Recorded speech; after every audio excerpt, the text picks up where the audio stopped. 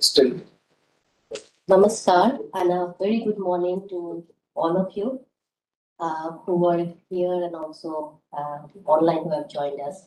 So my name is Dr. Bernali Biswas and it is my great pleasure to have all of you today here and also to those who are in the WebEx and online who have joined us. So today we have gathered here to listen to exciting talks focusing on the challenges in clinical management of reproductive infectious diseases and its research opportunities jointly organized by ICMR and IRCH and Indian Academy of Biomedical Sciences or IABS.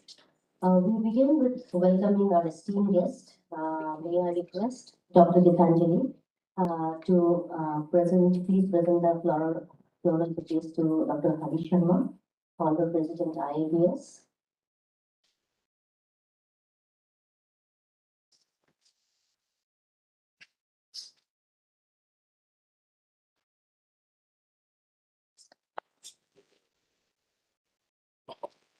Thank you so much.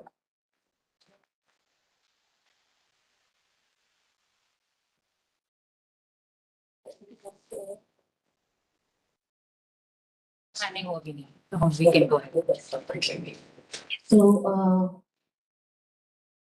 thank you, ma'am. So we extend a warm welcome to our online speakers, Dr. Shobhini Rajan, who is from DTG Network. Our keynote speaker, Dr. Sumati Mudalekar, who is consultant microbiologist at Subhajang Hospital, and Dr. Sunita Upadhyay, who is Associate Director for Program at US CDC, and our online overseas panelist, Dr. Shailendra Savliskar, who is Associate Professor from the University of Sydney for Infectious Disease Australia. May I now request our Honorable Director, Ma'am, Dr. Gitanjali Sasya, to deliver the personal address and discuss the program.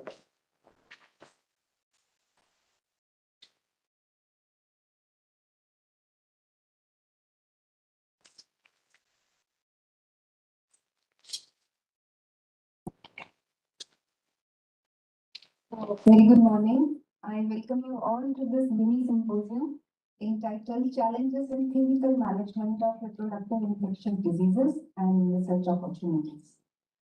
It is being jointly organized by our institute, National Institute for Research in Reproductive and Child Health, and the Indian Academy of Biomedical Sciences, IABS. I extend a very warm welcome to Professor Hari Sharma, Founder President of the Indian Academy of Biomedical Sciences, and also Professor Mahadi, who is the co-founder of this academy. And I would like to tell that Dr. Sharma is also a scientist, faculty at the University Medical Center, Netherlands. I also take this opportunity to thank our distinguished faculty, Dr. Shobhini Rajan, Professor Sumati Muralidhar, Dr. Sunita Upadhyay, and Dr. Jayanti Shastri, who is our very active collaborator on HIV and COVID-related projects. She is the chair of the Department of Microbiology in our hospital. And I thank all the speakers for their readiness to share their perspectives on old and emerging reproductive infectious diseases, their clinical management and challenges, including their response or resistance to existing therapies, and very importantly, the areas or sub-areas which need to be addressed. A little bit about our institute for the benefit of our distinguished faculty. Our institute began our journey almost 52 years back. Then the major mandate was to focus on fertility regulation because population growth was the major problem then. And we were told to focus on fertility regulation through basic and applied research. But since then, our nation, our society has really undergone a sea change. Our priorities have changed, health needs have changed, and so our mandate also kept widening and changing. And if you visit our website, you will notice that majority of research programs are women-centric, focuses to work towards the betterment of women's health. So we have several programs which are related to women's health like PCOS, endometriosis, preeclampsia, gestational diabetes, infertility. However, these are not the only problems which are experienced by women. Infections are another major issue. And women bear the brunt of infections, including RTI, STI, such as chlamydia, gonorrhea, HIV, endogenous infections due to dysbiosis, and also iatrogenic infections. And there may be infections of reproductive tracts and also infections during pregnancy. Or you can include any infection under this reproductive infectious diseases, infections which can affect the well-being of women. And as compared to men, women are always at high risk of contracting diseases or infections. That can be probably because of the differences in hormonal levels, anatomy, immunology, socioeconomic factors, and economic status. And according to one estimates, RTIs account for 33% in females and 12.3% in males. And globally, the prevalence of morbidity among females due to RTIs, they account for 22%, with the highest prevalence in South Asia and Sub-Saharan Africa. And when it comes to India, the annual incidence of RTI, STI is approximately 5%, or you can say 40 million women suffer from RTI, STI every year. And to address these issues, we have been conducting studies on the burden of RTI, STI in rural and urban communities and high-risk population. And we are also looking at the association of RTI, STI with cervical cancer, genetic susceptibility to HPV infection, vaginal microbiome and its alterations due to contraceptive use. We are also trying to have address through in silico approaches to identify targets for candidiasis. And in the past, the Institute contributed towards the development of RTI, STI guidelines, which have been accepted by Ministry of Health and Family Welfare. We also developed the training modules for medical officers, ANNs, and also lab technicians. And these guidelines are also there on the Ministry of Health and Family Welfare website. And very recently, we conducted studies to assess the impact of COVID-19 on pregnancy. And my colleague, Dr. Vaina Patel, he will be providing an overview of all the research programs which we are doing in this area. But we believe that yes, there is huge scope for adding more dimensions. So we hope that this symposium or mini symposium will help us reach there. And with this, I welcome you all again to the symposium and hope that this symposium will lead to genesis of new ideas, more collaboration, and very productive science. Thank you.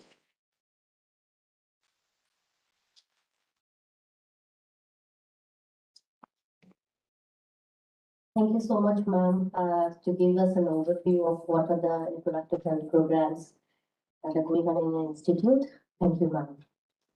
So we will now have the presidential address by Professor Hari Sharma and Professor Abbas Ali. So we'll just take a minute to upload your slides.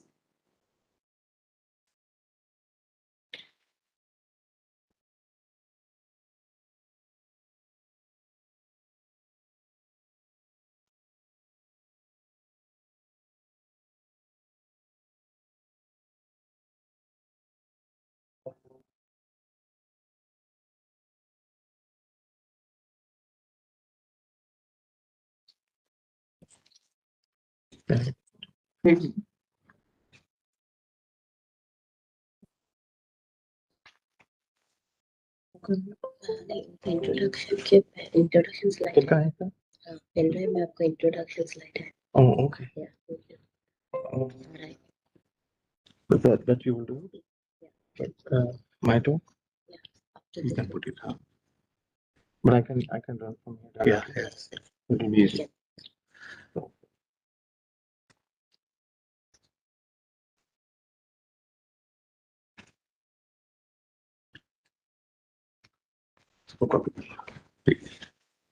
Desktop.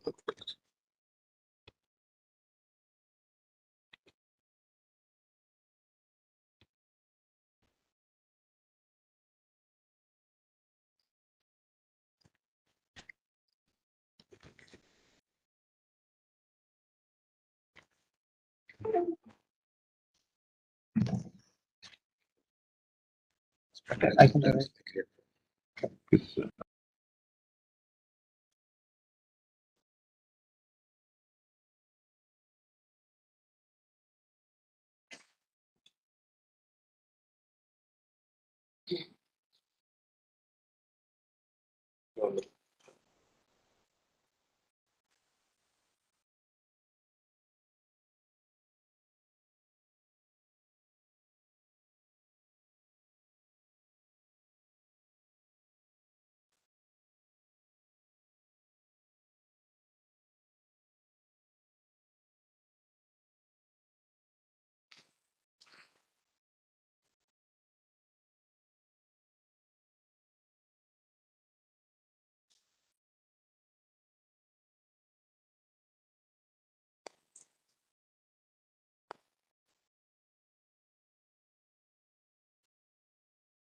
Okay, very good morning to all. Now, I'd like to take the privilege to invite Dr. Harish Sharma.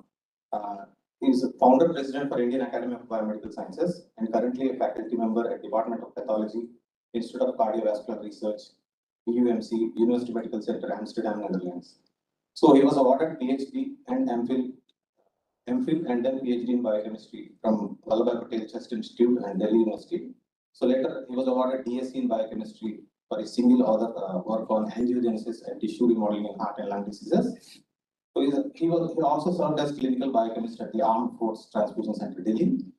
And later he was also a Max Planck Fellow and group leader at the prestigious Max Planck Institute for 8 years. And then he was assistant professor at Erasmus University Medical Center, Rotterdam, Netherlands. So he's also visiting professor at Leuven University, Belgium, and CSL Medical University, Lucknow. And he has greater than 28 years of teaching experience and more than 300 peer-reviewed papers, book chapters, and abstracts to his credit. There are several awards, which include Young Investigator Award of the International Society of Hypertension from Australia, Distinguished Service Award of Heart Care Foundation India, Medal of Merit at the World Congress of International Society of Heart Research Canada, Masters of Indo-European Intervention Council Netherlands, Excellence in Research and Innovations Award from Amity University. So he's also as executive board member of the Netherlands India Association and chair for Science and Technology Council of GOPIO and member of several Indian, European, and other international scientific societies. So now we would like to invite Dr. Harish Sharma to deliver his talk on molecular phenotypes of congenital heart diseases. Sir, please welcome.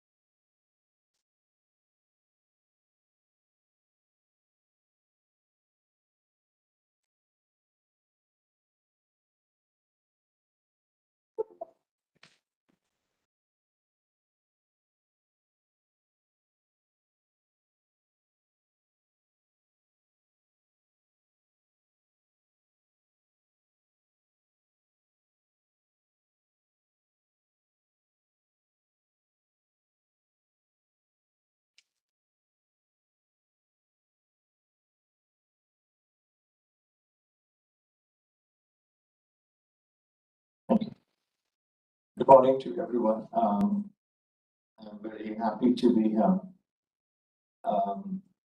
Actually, the introduction which was given was not really needed.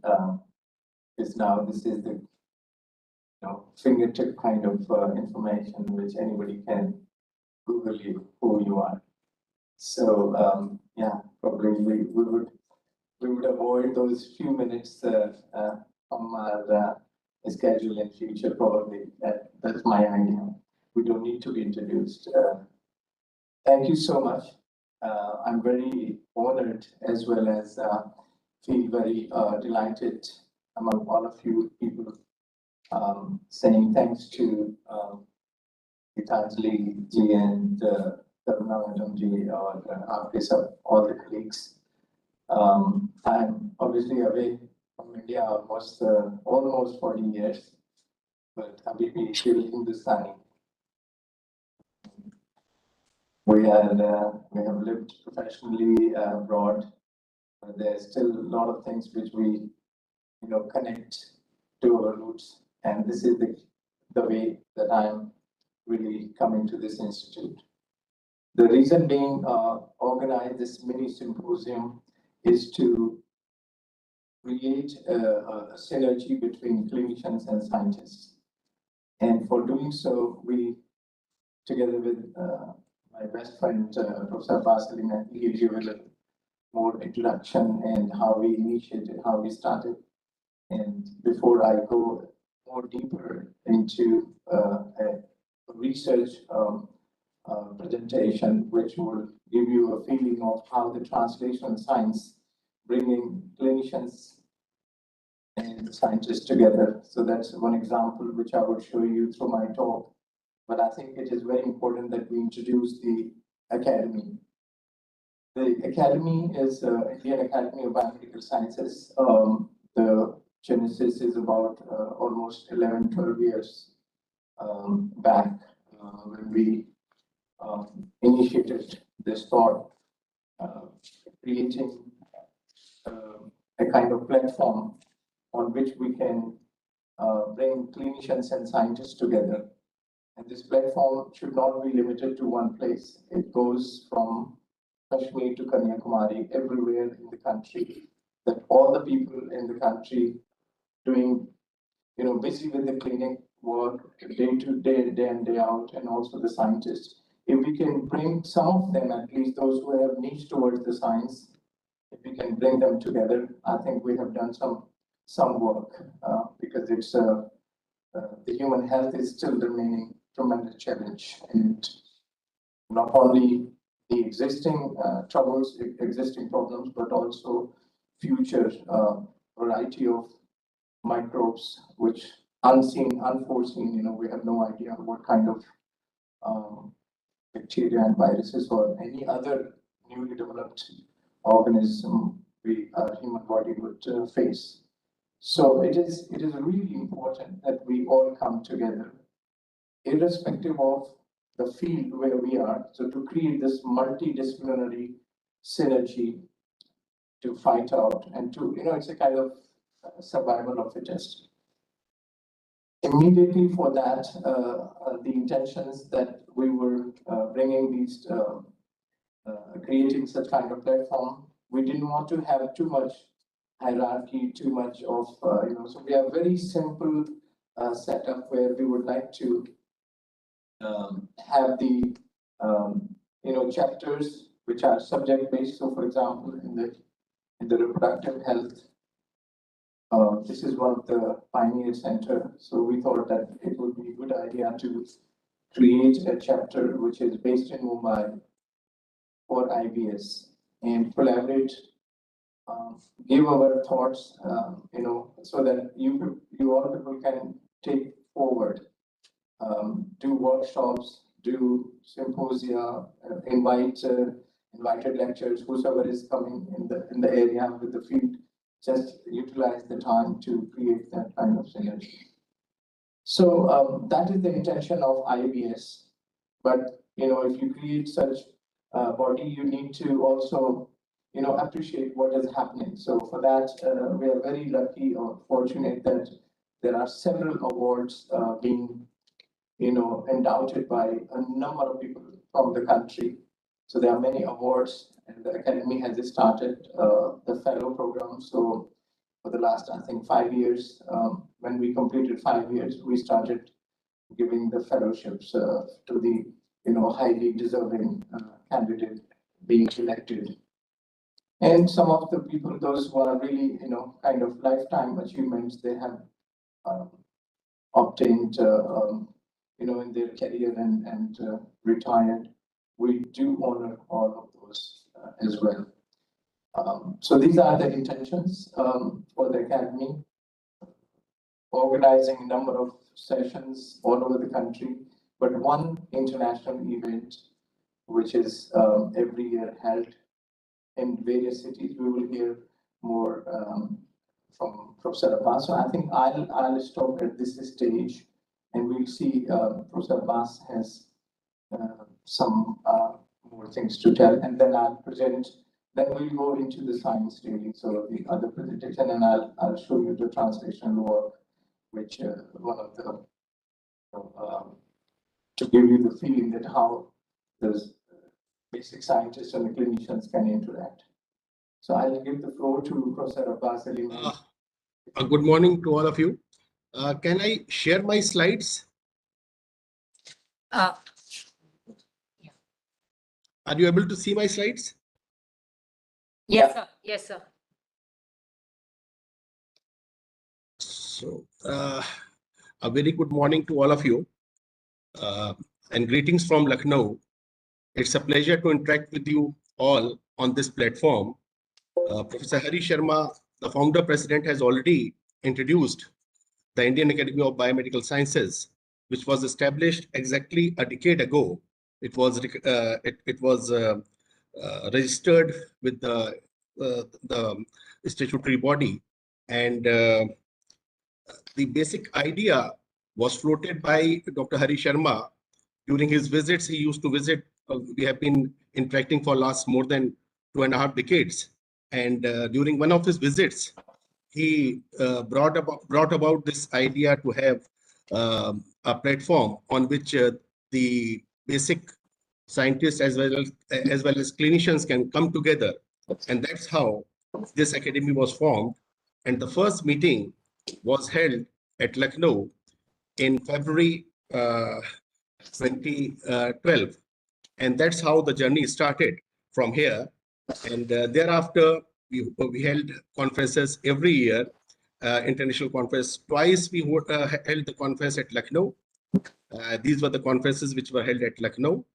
Then the third conference was organized at Aligarh Muslim University, and this was at Jain Medical College at Aligarh. Thereafter, the fourth conference, this was a symposium, a mini symposium, which was organized at MGM Institute of Health and Sciences at Navi Mumbai, in which participants from all over the globe, they participated. And that this was again at Mumbai at KC College. We organized a symposium, a small symposium there. Then the international conference was organized at Hyderabad, Nizam Institute of Medical Sciences, Hyderabad, in 2015, and it was hugely attended and very successful. Thereafter, we organized a meeting at Jammu, and Dr. Bhatia organized this meeting at Government Medical College, Jammu.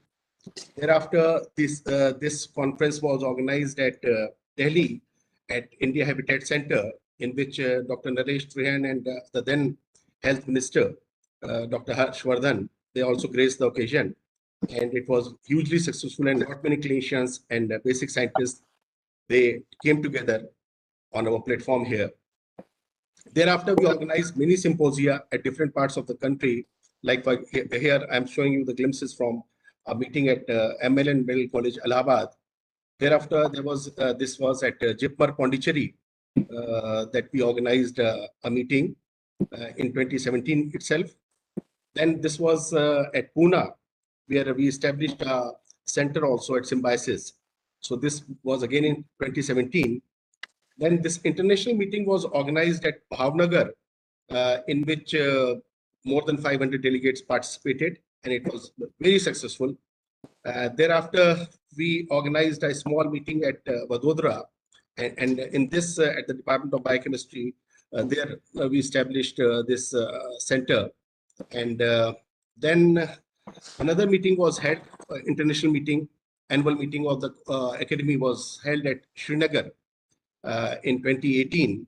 And this was again very hugely successful with the participation of about 500 delegates there. Then at AIIMS Patna, we held a small symposium. And then at Lucknow, we had at KG Medical University a symposium here. Then the national workshop and conference was held again at Aligarh, and it was also many participants were there. Then this international meeting was their annual meeting of the academy was held at Trivandrum in 2019 at NIST. This is a CSIR Institute, and Dr. Raghu organized this meeting, and Professor Dr. Sarojurramani Gopal, who was the president of National Academy of Medical Sciences India, she graced the occasion. Then the next conference, annual conference, was held at Kolhapur in 2020. That was the last conference we can organize just before the start of the pandemic. We held this conference at Kolhapur. And these are the glimpses from small meetings which Dr. Hari Sharma organizes at Agra, at Bhavnagar, at Mumbai, at Coimbatore. Many places we organize the meetings. And now in the last 10 years, the academy has come a long way. And I'm happy to share that recently we received, this year only, we received a letter from the National Academy of Medical Sciences, New Delhi, and the president, Dr. S.K. Sareen, through the secretary, Dr. D.K. Gupta, communicated that a collaboration between NAMS, which started in Bhopal when NAMS meeting was held in 2019, in which we also participated as a collaborator. And this is a picture from there where the then Honorable Governor, late Lalji Tandon, was there, and Dr. Sarman Singh and Dr. Sarojurramani Gopal can be seen in this picture. And in this, some fellowships and the awards were given from the Indian Academy of Biomedical Sciences. And so this is a big achievement which we achieved this year. And now this year we are going to hold our meeting at Lucknow shortly on 7th and 8th of May. So I'm happy that we started, we took baby steps initially, and in 2008, and ultimately it resulted in the registration of the academy in 2012. And thereafter, this journey is going on. And as Dr. Hari Sharma has introduced in his initial remarks, that now from a small beginning, we are having at the moment about 350 life members and 32 fellows on our rolls. And I hope that the establishment of this chapter at Mumbai, and I thank the Honorable Director and the staff of the Institute for kindly agreeing to organize this meeting at Mumbai. And I'm sure that this association will progress, and we'll have a mutually beneficial role, because basically the Indian Academy of Biomedical Sciences is to recognize the talents, and we have established various awards, as Dr. Hari Sharma has pointed out, and that is for the benefits of every category, from women to young scientists to the lifetime achievers. So we have awards in various categories, the clinical research, basic research, neuroscience research, cancer research. So various categories, we have got numerous awards. And every year we recognize the talent in searching for the best people who are working in different parts of the country, to recognize their contributions to science. And also we associate people from different streams as fellows also of the academy. So I'm sure that this association with this Institute of Reproductive Biology, which was earlier known as Institute of Reproductive Biology, now it's the National Institute for Reproductive Health and Child Health, Reproductive and Child Health. So my compliments to all of you, and thank you. And I'm sure that today's symposium will be successful. So thank you very much.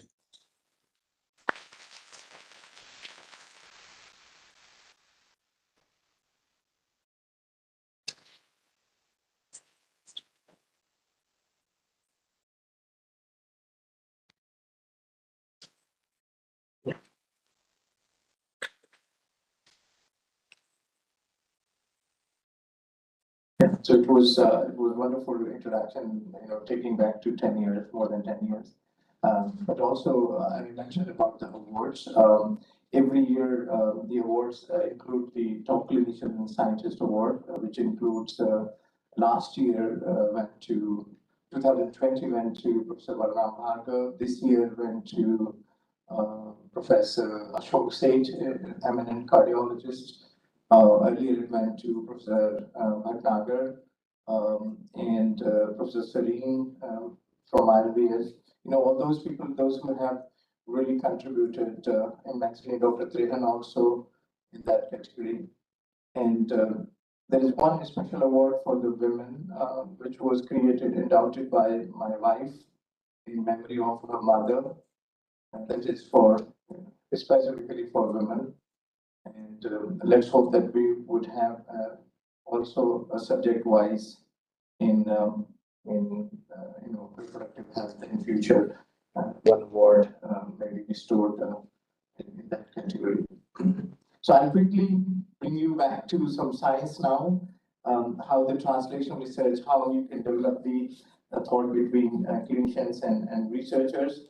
I'll take you through one problem, taking one disease-related story, and then how you could really identify targets, identify the possibilities for better treatment or even management of the patient. So I'll talk about the tetralogy of Fallot. The tetralogy of Fallot, the term, there are 4 troubles in this heart. We have and these are the congenital cardiac anomaly, which the children are born with 4 different problems in the heart. And when these babies are born, they are pretty blue, so they are called blue babies, and they require immediate attention once they are born because of this trouble in their VST. So there is a ventricular septal defect, there is an overriding of aorta, and also pulmonary stenosis. And because of these 3, anomalies, the right ventricle has a tremendous pressure and it develops the hypertrophy. So in utero, and when the babies are born, at that stage already something need to be done, some surgery need to be done. So we have one of the topmost center, as I mentioned probably earlier, for the cardiac center, it's a thorax center where the tremendous innovative ideas have materialized to develop the stent. So we were the first to develop this stent, and now you guys are using everywhere in India. It was all initiated about 25 years back in Rotterdam. The guy has amazing link with India as well. What I wanted to quickly show you that these babies are being operated in our thorax center, so cardiothoracic surgeon operating. And I could link with him and create that synergy and friendship in one discussion. And he said, okay, I'll be able to have whatever the tissue which we are, it's called the obligatory tissue removal. So during this this outflow tract area, because of this pulmonary stenosis, they are creating a little more space there so that the stenosis is alleviated. And some obligatory tissue removal is happening there. So maybe a few milligrams, 10, 20, 30 milligrams, sometimes 100 milligrams we were able to get. And that tiny piece of tissue was a diamond for us to go into really the analysis, which I was interested to do, the arrays, the gene arrays and so on. And I was able to get that tissue from him. And so it takes a long time because you are not operating every day. In a year you have maybe 30 or 40 operations. So we were able to collect, and also we have to have the permission from the parents and so on. So this is the disease which I'm talking about, and what we did with that small piece of tissue, we took it out, and so this is all surgery done. They are removing this and putting a patch here as soon as the baby is born. So it's within 1 year period, this is all happening. Closing of VSD, removing of pulmonary stenosis. And so these are the TF1, so tetralogy fellow young group, and the TF2 is the adult group. These are the patients I'm just listing here with the young age group, those who are operated for pulmonary stenosis and right ventricular hypertrophy. And then some of them, those were operated much earlier. They came back for pulmonary stenosis or pulmonary regurgitation or insufficiency, and therefore they need to be operated. So these are the adult patients. So the young ones and adults, so the young ones are less than 1 year. And luckily we were able to get the control tissues, and these are the young babies or adults, those who die non-cardiac deaths due to accidents and all that, and their hearts are being flown to our center simply because the valves, the live valves were taken out from these hearts and for the organ donation. So these are the possibilities which we were able to obtain the normal cardiac tissue. So we can compare, disease versus control.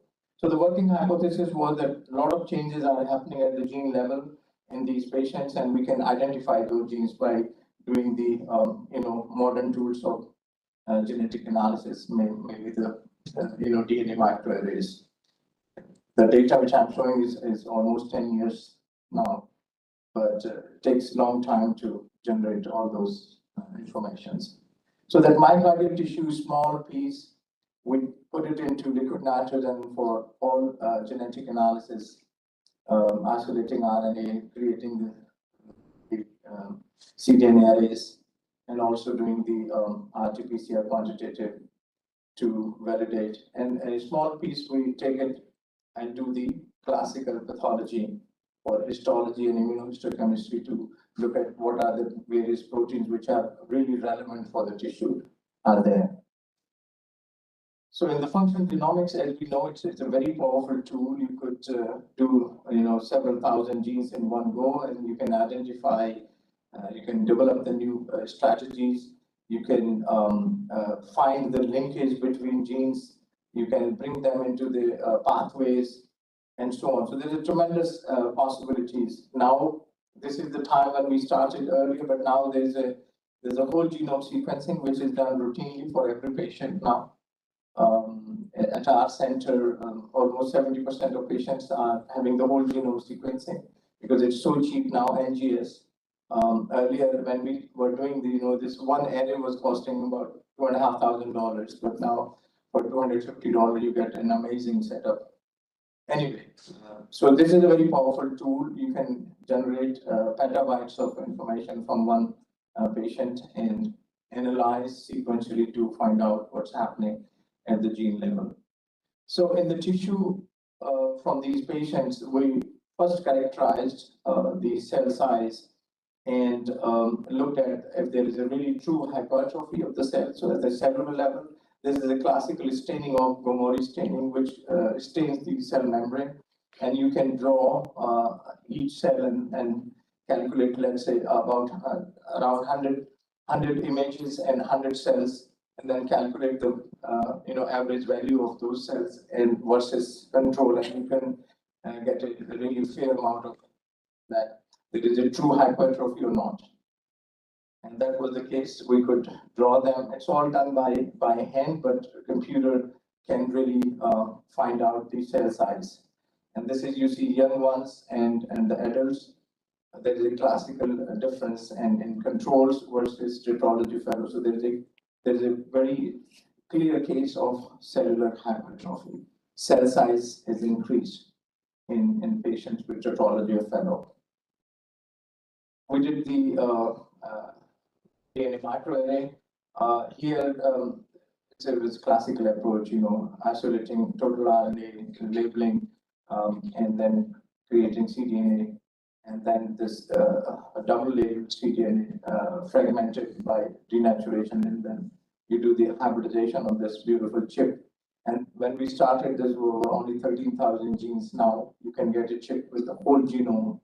So, and you can get all the information from that. But this is a pretty old when these chips were being manufactured. So after doing this all, a lot of work, but you get this data. Just one slide. We found out 427 genes were, down-regulated or upregulated. These were the signatures, and about half of them were, genes which were upregulated. They were involved in cell proliferation and cells involved in the growth, and the other genes which were in the extracellular matrix, and we could look at it gene by gene. We also found VEGF and FLIC1, which is also my, a kind of a research area which I have been working for quite some time on angiogenesis. So I also linked to this part. And you just create a differential array where you can find, in this cutoff value of 2, they are all genes which you don't consider that change.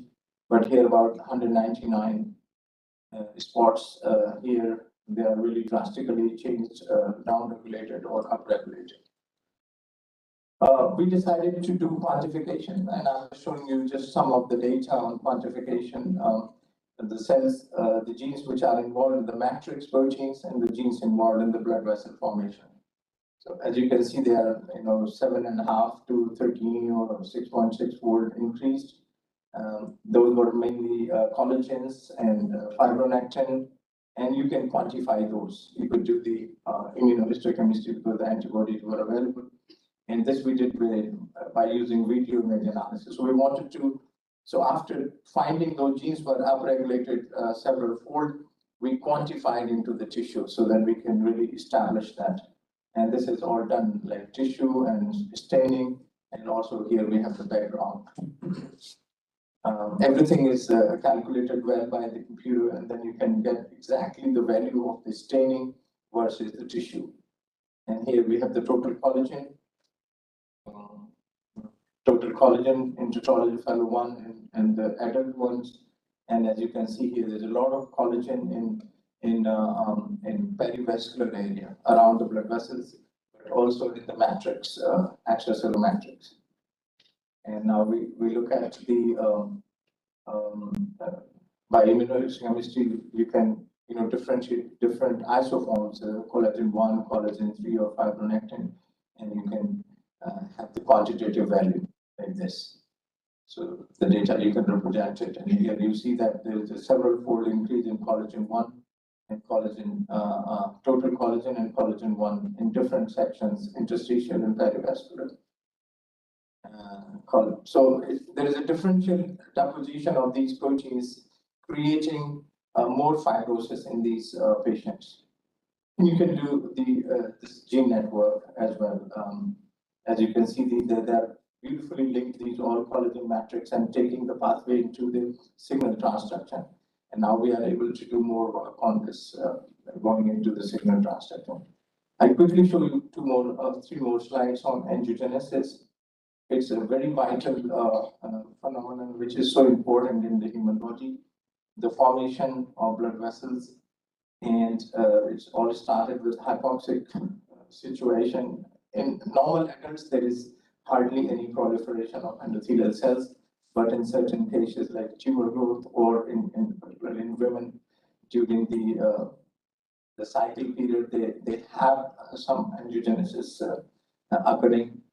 And this is all the different steps which we all in our group and many other groups have contributed to this pathway leading to the reactive oxygen species and these cells, how the endothelial cells get aligned, and these mechanisms are very nicely delineated. We were the first to clone VEGF in 90s, 89, 90, from the normal tissue, because in the heart, we were working on the heart tissue, we found that there's a lot of VEGF in the heart, but it's a protein level, it is much more because it's secretory protein. But anyway, in our case, in these tetralogy fellow patients, we found VEGF several fold increase, and also receptor was. So, even 1.6 fold increase in the receptor can create a lot of changes in the body. More blood vessels can be formed. Very interesting, because there is a lot of hypertrophy, but also more vessels. And we were very confused why there are so many vessels in these children. Then they should be healthy, why they are blue babies. But for that, we found out that it is happening. These blood vessels are formed, but they are not mature. So they're like a mesh. They're just, but they're not conducting. They're not really linked with the main coronary artery to withdraw the blood. So they're just kind of tremendous endothelial growth and creating a mesh-like structure, but not conducting, not mature. That we found out by doing all sort of different staining and quantification of maturation process of the blood vessels. This is VGF localized in the cytoplasm and in the myocytes, and also in the blood vessels, a lot of VGF at the protein level, and like granules in the cytoplasm, as you can see. We established by angiography that during the course of these mesh-like structure, you have these fine collateralization, but the collaterals are not really conducting collaterals by angiography. For this, we did this all classical markers of CD31 and alpha smooth muscle will establish whether these vessels are really conducting or not. Larger vessels, fine, but those smaller vessels, obviously, they were just there transversely cut, but not really conducting blood vessels. So we quantified this by a classical method. Every vessel we looked at of different size, starting from 10 micron to 30, even the larger vessels. And so those smaller vessels, they were much higher in number as compared to the larger vessels. And these smaller vessels were not really mature. Why they were not mature? Because we were able to quantify based on the alpha smooth muscle staining. There was very little alpha smooth muscle there. And in case of the conducting vessel, there was very clean. So to summarize, that there is an altered expression of several genes and pathways. And so there's a lot of fibrosis happening in these patients. And since they were operated around 1 year of age, our data, which we presented, was helpful for the surgeon to decide for the operation even much earlier. So either in utero or at the time of the birth. So now they do the surgery in 2 steps. As soon as the baby is born, they put a patch to close the VSD, ventricular septal defect, and then do after 2 years or 3 years when the baby is more stabilized, they operate again for the pulmonary stenosis. So that's how we develop from real disease process and using the modern tools on technology and amalgamating these information to come out some new vital details for the patient. And that was something which I wanted to share with you, the translational research which you could do.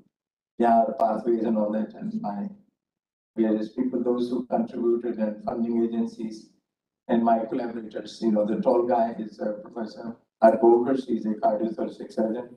And obviously, they are my friends. They travel with me all over India when we come here. Thank you very much. Now, Holland looks like this these days. Last week, it was something like this. It's all carpeted everywhere, colored carpets in the country. It's a very flat land, and during April for 6 weeks, we have tulips, daffodils, and others. But tulips are main. It's amazing. So when you are looking, all colored, yellow, white, red, and all that. Thank you very much. Do visit us sometime whenever you get a chance to come to Netherlands. Just give us a name. Be my guest. Would be a pleasure to host you all. Thank you very much.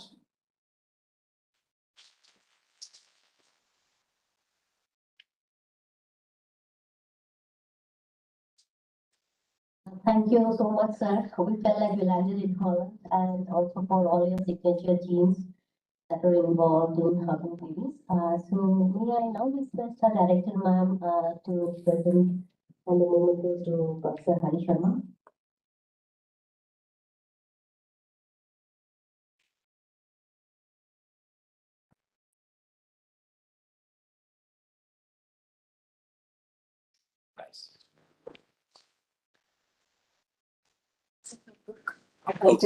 Oh, wow.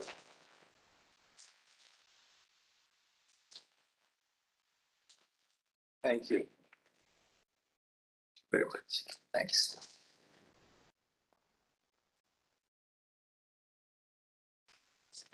Thank you, ma'am.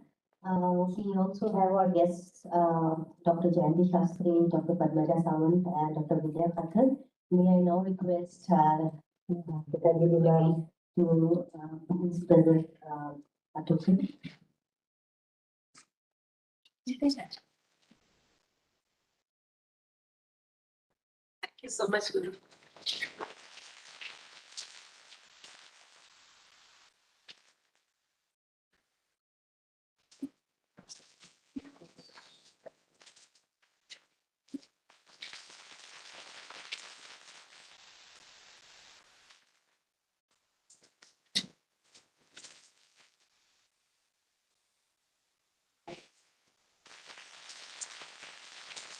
In the interest of time and busy schedule of our eminent speaker, we request our online audience to please email the queries to Dr. Karuna Madan in the gupta@nirh.res.in, and we are sure to respond to all the queries. We would now welcome our keynote speaker, Dr. Shobhini Rajan, who is the Deputy Director General, NACO, Ministry of Health and Family Welfare, Government of India.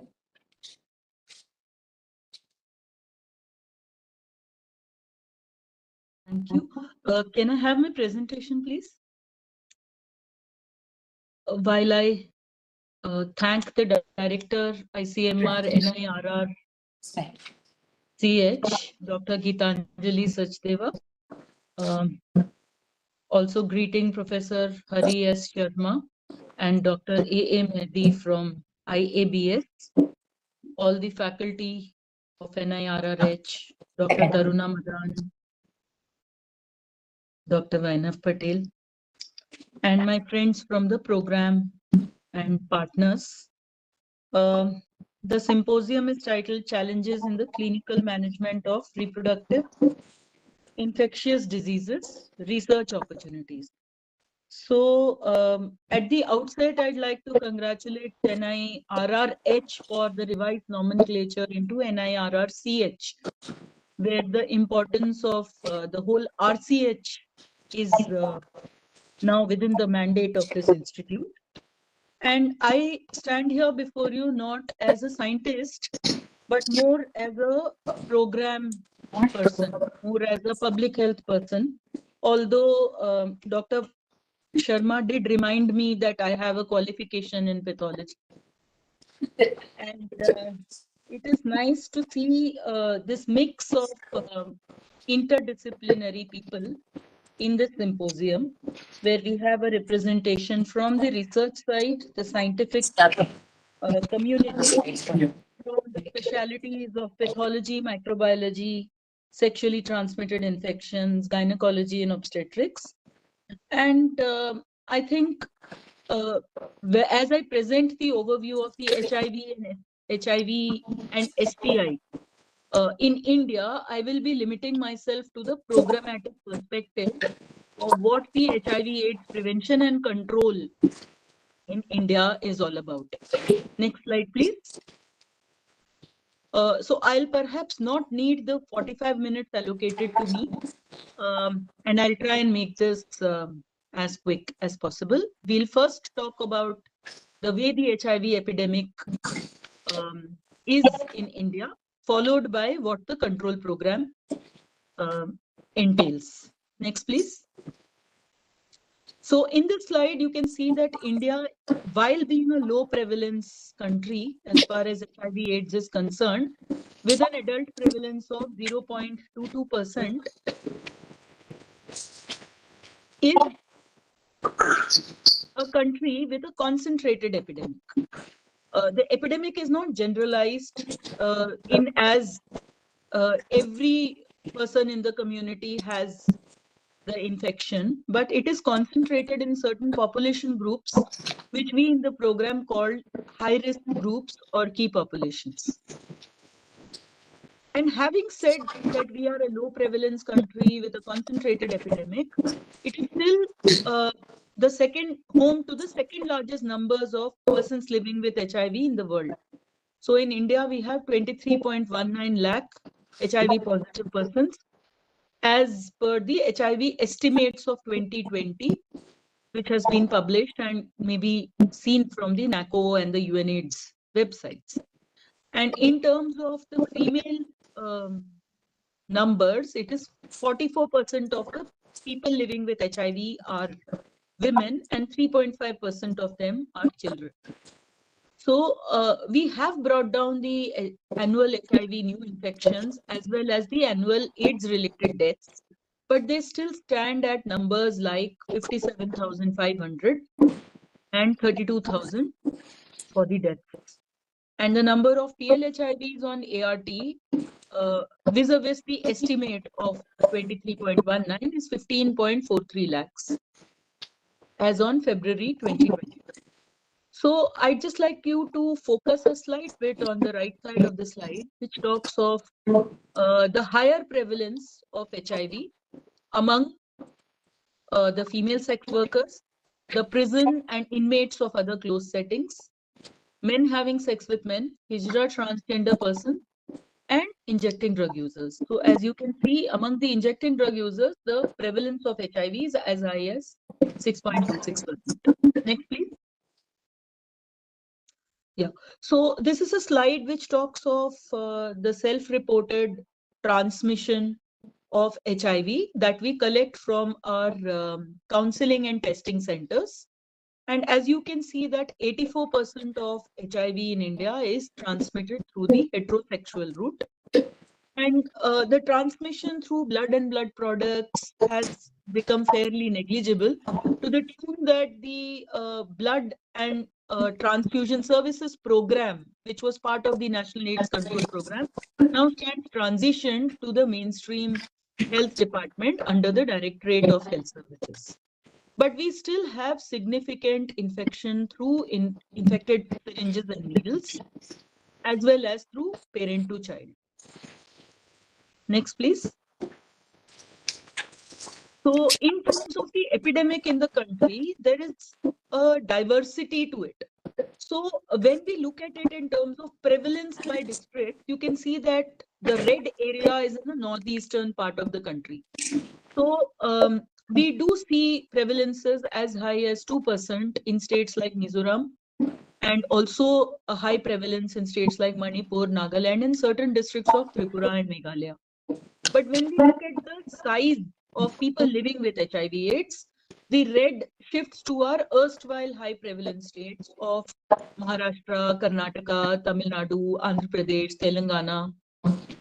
And then there is this red scattered all throughout.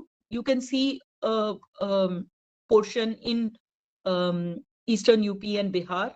You see some districts of West Bengal, and you see some districts of Gujarat, as well as in the northwestern part of the country. And this kind of translates into the numbers of injecting drug users in these geographic locales. I'm not talking about the large fraction of red. This is because these were erstwhile high prevalence states. So since we are providing antiretroviral treatment free of cost under the program, the longevity of people living with HIV/AIDS is much higher. So which is why you see this red patch in the southern and western part of the country.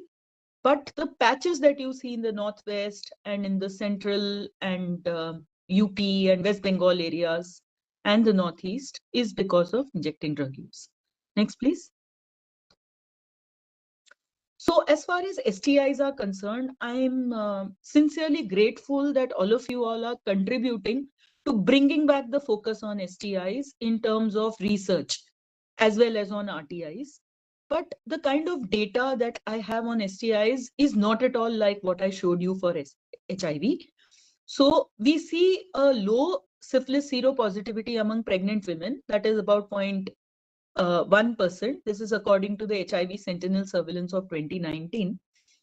But we see higher seropositivity of syphilis among the prison inmates as well as among female sex workers and men having sex with men. And the programmatic data speaks about 33 million STI episodes that we reported in 2015-16. Next, please. So I'm really sorry, I can't share too much of information and data or evidence on the HIV, on the STIs as compared to HIV. But when we talk in terms of the National AIDS Control Program, I want you to focus on the title of the slide, which says STD Control Program as well. So from inception, the AIDS Control Program was also the STD Control Program. And we all are aware of the ICMR study of 2003, 2 and 3, which talks of this 6% prevalence of STI and RTI, of which I think I heard Dr. Gitanjali talk of 5% RTI. And we are at this point of time where ICMR headquarters is also working towards building an environment for STI surveillance in the country. And we have ICMR NARI work on community-based prevalence for STIs in the country. And when we talk of STIs, we talk of 4 of the treatable STIs, which is syphilis, gonorrhea, trichomonas, and I'm suddenly blanked out. Forgive me. Chlamydia. Yes, chlamydia. Thanks, Dr. Sumit. Next, please. Yeah. So the NSCP is a very unique program. In being evidence-driven, as I told you earlier, we look at the data and program. And other important parts in the program are that we work very closely with communities. We work very closely with stakeholders and other partners. And there is a lot of involvement of the infected, affected, and vulnerable populations. And we have a system of having technical resource groups and institutes that support us in not only evidence generation, but also in terms of implementing, monitoring, and understanding the program better. It is investment light, but efforts heavy. Next, please. So I'll not delve into all the older phases of NACP, but I'd like to say that under NACP 4 extension phase and in the present phase, we are certainly bringing back the focus on STIs and RTIs. And our goals are to make progress towards the end of AIDS. The SDG goals being making sure that HIV/AIDS is no longer a public health threat, wherein the new infections come down to less than 0.01%.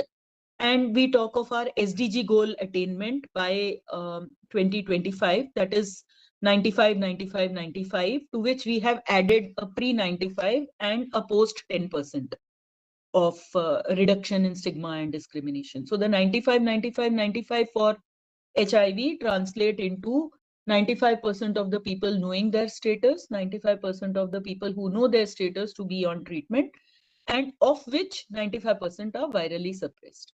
So as you can read below the NACP4 extension, we had this mission Sampark on focus on test and treat, where we treat irrespective of the CD4 cutoff. We have universal viral load testing of each and every person who is on treatment. And we have decentralized our HIV screening to communities by making sure that using a rapid whole blood finger prick test, we are able to get all our multitudes of at-risk populations tested. So when we say community-based screening, nowhere under the program are we wanting to carpet bomb HIV testing. We are still focused on identifying the ones at risk and providing them testing. The pregnant women are an exception to this because this is a population or a cohort which requires to be screened each year. And we need to locate out of 30 million pregnancies, only about 22,000 people, women who would be HIV positive. Next, please.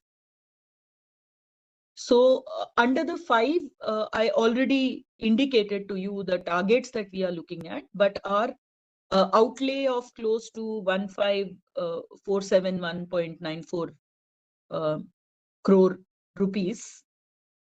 We want to use it for reduction in annual HIV infections by 80%, reduction in AIDS-related mortalities by 80%, eliminate vertical transmission of both HIV and syphilis. So in the earlier phases, we were focusing more on HIV, but now we are very clear that our focus will be equally on HIV and syphilis. And we want to promote universal access to quality STI RTI. So this objective 4 or this box 4 is something that we are bringing upfront. We are not wanting to talk of STIs and RTIs as a wallflower, but bring it upfront to the tune that even the logo of NACO now stands revised to read as India's response to HIV and sexually transmitted infections. And the last is, of course, HIV/AIDS related stigma and discrimination. Next, please. So the HIV/AIDS Act continues to be the cornerstone of the response, because under the Act, there are rules which are addressing stigma and discrimination, which are safeguarding the rights of people living with HIV and those who are affected by HIV. And the country is required to respond and provide free diagnostic facilities as well as antiretroviral treatments for all the persons living with HIV. And under the AIDS Act, there is also a lot of focus on people's rights in terms of the fact that we have to maintain their confidentiality. We have to make sure that informed consent is part of our schema and data is protected and secure. So there are also penal provisions with respect to any kind of not meeting these compliances, and for which I would request anybody researching in the area of HIV/AIDS or STIs to also go through the Act and factor this in their ethical stage itself. Next, please. So the key highlights and the new things, these are not going to sound very they are going to sound jargon-like to you at this point, but each of this merits a separate discussion and a separate, forum to be able to present. So I'm just going to say in short that we released our strategy document as recently as 22nd of April.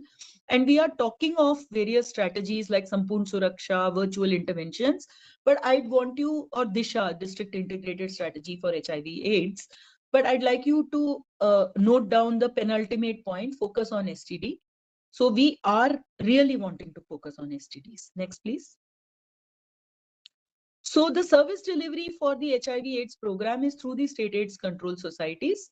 And these are independent from the state governments in as they have an executive committee and they have a certain governance structure under the state government, but they can get funding directly from the AIDS program, which is one of the only central sector schemes of the Ministry of Health. Our facilities are either located at targeted intervention sites, which are in the communities, or they are within medical colleges or the district hospitals or select sub-district facilities of the public healthcare delivery system. And these facilities are for testing, treatment, as well as for STI treatment and counseling, which are known as our designated STI/RTI centers or DSRCs. Next, please. So these are our service delivery structures. So I'm not going to elaborate this. The STI/RTI management, we have about 1,253 Suraksha clinics, and these are branded as Suraksha only to make it destigmatizing. Next, please. So I'll briefly go over each of these. The targeted intervention sites for us deal with these key populations or high-risk groups, where our focus is not only on providing service, but also on providing prevention, making them amenable to not getting infected by HIV. So if we talk of female sex workers, they are so drilled into the fact that, I need to use the condom. And with any client, and I'm not going to get ready to have sex without condom, even if I'm paid more. So these interventions work with communities. They work in a select geographic area, and they provide awareness. They provide commodities like condoms or needle syringes, or let us say access to STI/RTI color-coded drug kits on a prescription by a preferred provider, as well as community-based testing for HIV. And now if we bring in a dual kit into the program, these sites will also be able to screen for syphilis alongside. And anyone who is tested positive is provided treatment linkages and referral for ART, and also support to retain himself on ART. Next, please. This is the slide of Suraksha Clinic, where our program still focuses on syndromic management. And of course, we have a very robust technical resource group, which has met only once, where some of the people in the symposium are also members. And we are looking at how we can review our technical and operational guidelines for STI/RTI But what I kind of feel, having been in the program for more than 15 years, is that for the country, the syndromic approach is still going to be a very key thing. Primarily because it is standardized, and secondly, because it is very effective. And we will work around strengthening the laboratories under the program and also bringing in some kind of introduction of, let us say, some point of care technologies on a pilot basis to see how it works. Next, please. So the counseling and testing services provide this window for access of free HIV, and we do close to 5 crore tests annually and detect about 18.1 lakh HIV patients out of our estimates we have been able to detect. Next, please. Under the elimination of parent to child, we focus on all the 4 prongs of EMTCT, whereas the major role in the program is after we detect the positive pregnant women and put her on lifelong ART, so that we can prevent the transmission during pregnancy, during delivery, and during the period of breastfeeding for these exposed babies by having intervention. So for us in the program, the critical period is after the diagnosis to such time as the baby is 2 years old. So this is the period that is most important under our program. Next, please. Under care, support and treatment, we provide free treatment not only to adults but also to the children. And as you can see in the slide, we try to make the facilities child friendly and the formulations also child friendly so that there is adherence. Next, please. So there are 620 antiretroviral therapy centers, and some of we have also in the program, despite COVID, been able to maintain our patients on treatment. And this has been possible mainly because we were able to decentralize service delivery to either the facilities or even our community-based settings. And the community supported us a lot by acting as these courier agencies, by picking up drugs and taking these drugs to the people who could not, due to lockdowns or due to COVID restrictions, reach the facilities. So we are also able to maintain our 83% of the detected PLHIVs on antiretroviral treatment. And in addition to ART centers, which are primarily located in medical colleges, we also have care and support centers, which are responsible for providing the community linkage and peer counseling and access to social protection schemes, let's say access to a travel scheme or a pension scheme that the state government is offering. And they provide this much needed connection to a support group where a newly detected HIV positive person is made to feel at home and normal, that HIV is like any other chronic manageable illness, and you can stay on ART and stay negative in as far as your viral load is concerned. So stay negative is not, I'm not trying to say that with treatment you will become negative from positive, but your viral loads will certainly become undetectable if you are on a dolutegravir based regimen very quickly, and that will reduce your transmission risk to a great extent. Next, please. This is again just a picture that we use in our program to say that how a person looked before ART and how he started looking after ART. And now with the drugs that we have, we no longer have all the lipodystrophies and the facial anomalies. Those drugs are now removed from the program in terms of being phased out. And the present drugs that we have in India are all make in India generic drugs. And India is the global market for many other countries who are buying Indian formulations and keeping their PLHIVs virally suppressed. So the cost of treatment, as you see, for first line is really very little. It's 370 rupees, which is hardly anything. And in terms of laboratories, we initially started with only having CD4 laboratories because these labs, these test results were required for deciding to put a person on ART. But now we have viral load testings because of universal viral load across the program. So 64 public health laboratories co-located in medical colleges are providing this access. And these labs, some of them were also used for COVID diagnostics during the COVID pandemic. And we see that about 85% of our PLHIVs on ART have viral suppression.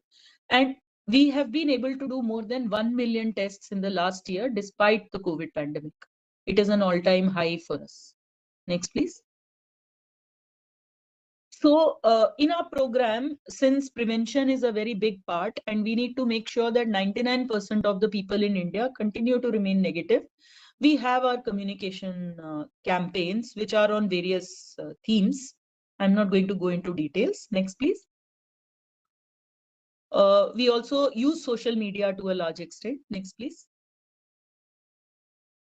Yeah, so I'm at the end of what the program looks like, but I'm not going to say thank you. I'm going to take a couple of minutes more to link it to the present topic, which is that in the program, we have a very strong research component.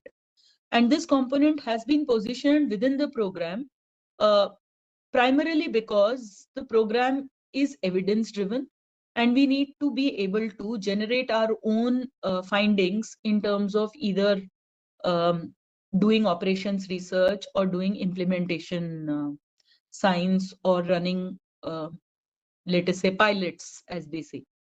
There is support for doing these research with the National AIDS Control Program as well as with state AIDS control societies.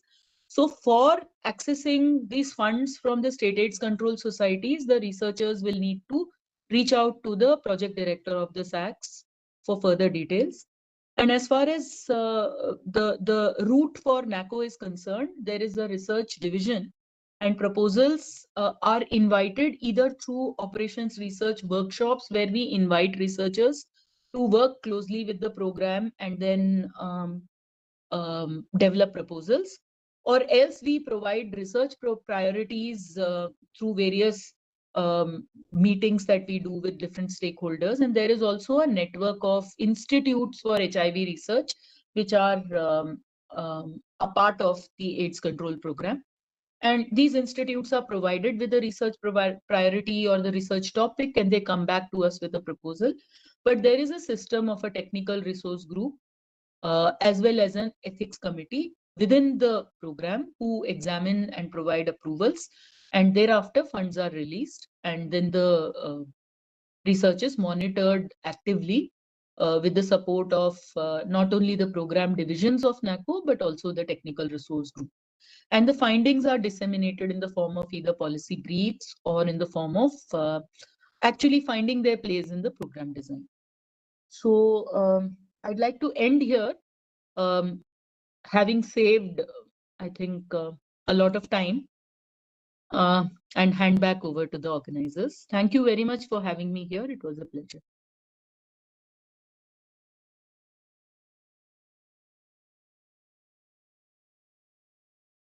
Of various national programs in STI and HIV/AIDS in India. So now, before we break for tea, we will have a group photograph, and then we'll break for tea, and we'll join back for the next session at 11:35.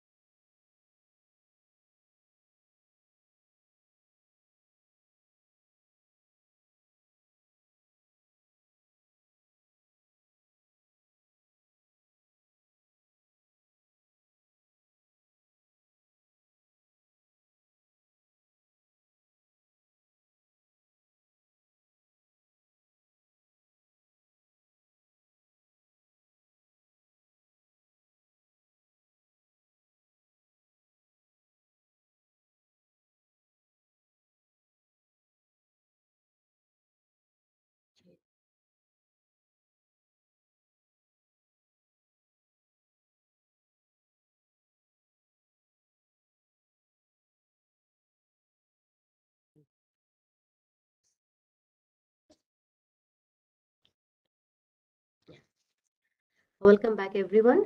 So our next speaker today is Dr. Sumati Muralidhar, who is professor and consultant microbiologist, laboratory in charge from the Apex Regional STD Center from VMMC and Safdarjung Hospital, New Delhi. So she was a nodal officer at the State Reference Laboratory. She was also the recent technical assessor for NABL, a member of Technical Specification Committee of NSEO, NAFO, senior master trainer at NAFO, and member of Technical Resource Group and Technical Advisory Group of NAFO.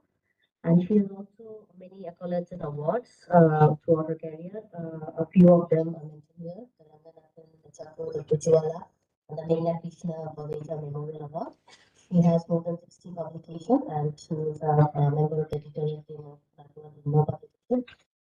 She's also international project on distance. So this is ongoing project. So over to Dr. for our talk today. Thank you. The slide. Hello, am I audible? Yes, ma'am. Yeah, Yes, can you ma'am. please put on my presentation? And just for the record, all those designations which were mentioned as formerly, they are actually my present designations. Sorry, ma'am. That's okay. Yeah. Yeah. Good morning, everybody. I'm Dr. Sumati Muralidhar, and I bring you greetings from the Vardhaman Mahavir Medical College and Safdarjung Hospital. At the outset, I wish to thank the organizers, that is ICMR's NIRRCH and IABS, for this wonderful opportunity, speaking to all of you here. So next, please. Yeah. So today, as my topic indicates, I will be covering the the agenda in the following aspects. That is introduction and a little bit about the hierarchy of the STI-RTI laboratories in India, the role of laboratory in STI-RTI management, and an overview of the laboratory diagnosis and the diagnostic tests that are performed, basically in my laboratory and other labs, and the challenges faced not only in my laboratory, but otherwise also in STI-RTI diagnosis, and a few suggestions and way forward. Next, please. Yeah, so by way of introduction, I'd just like to emphasize on how important the STI-RTIs are. As we all know, the STI-RTIs are almost as old as mankind himself, and we now have over 30 bacterial, viral, fungal, and parasitic RTI-STIs, and their prevalence is rising even in the developed nations. And we have the consequences, long-term consequences are pretty severe, especially in children, newborns, and in the form of infertility, ectopic pregnancies in women, and also amplifies the risk of HIV transmission. We also know that some conditions like HPV infections have a proven precondition to CA cervix. The most important point in all of this is that most of the STDs are preventable if they are screened and treated. So that makes our job very important in the control measures. Next, please. Yeah, these are some of the global estimates. They may not be exact numbers presently, but I just put them here to impress upon you how important a public health problem the STI-RTIs are. Next, please. Yeah, a few words about the terms STI-RTI. See, we cannot deal with STI and RTI as separate watertight compartments. We must know that although some of the reproductive tract infections may not be sexually transmitted, and some of the sexually transmitted infections will not really present themselves in the reproductive tract, yet a lot of them are interrelated. So there is an overlap of organisms which cause infections in both STI and RTI. Therefore, we have to deal with them in the same breath. So when we say STI in the same breath, we also have to say RTI because they have to be dealt with together. Next, please. So what is the role of laboratory? Initially, the idea was that a lab is only for diagnosis. So we just make the diagnosis and give the reports to the clinicians and they put the patients on treatment. But now this is not all. A laboratory has many other roles, as I have enumerated here. Screening is very important because we can pick out the asymptomatic persons, especially in the high-risk groups, and also for diagnosis of atypical cases and multiple infection cases where the clinicians may miss these kind of cases. There the laboratory can pick it up, so it's very important. And also for monitoring treatment, for surveillance purposes, for outbreak investigations, for syndromic validation, and of course, a little bit of research because we are, many of us are attached to medical colleges. So research is also very important. There is a lot of disturbance. Is it, I'm not really able to make out where exactly it's coming from. Maybe some people have to mute themselves. Next, please. Yeah. Just to give you an overview of what the laboratory does in terms of diagnosis of STIs, usually it is one or more of the following methods. That is either a direct microscopic demonstration of the organism, or a diagnosis can be made by culturing or isolating the microorganism and identifying it, or serological methods like detecting the microbial antigen or antibody, or to detecting some of the microbial metabolites. But these are not very specific. But usually it is one or more of one of these measures. That is what we adopt for conventional diagnosis of STIs. Next, please. So the progress, that is way back in 1946, the National STD Control Program was established.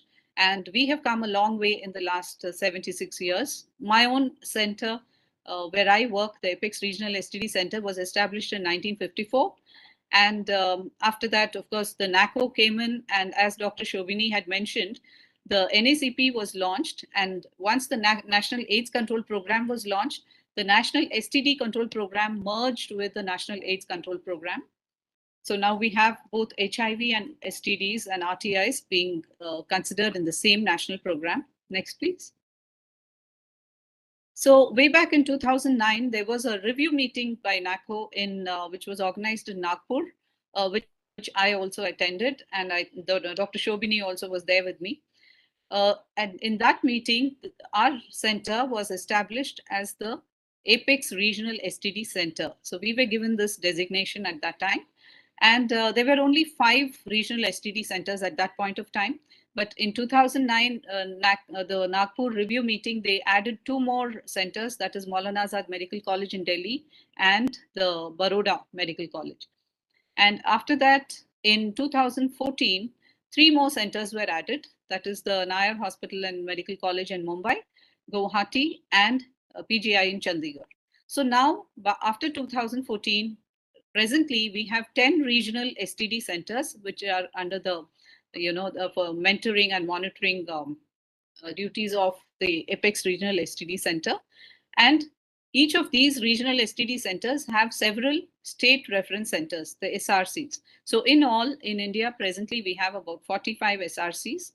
And the grassroots level clinics are the DSRCs, or the designated STI-RTI clinic. The numbers and all were given by Dr. Shobhini. Next, please. So this is the hierarchy. And now coming to the specific activities of our Apex Regional STD Center. We perform the diagnosis and help in the management of all the STIs, RTIs, and HIV/AIDS. We do the follow-up and partner management, contact tracing. We participate in EQUAS programs, that is the external quality assurance programs.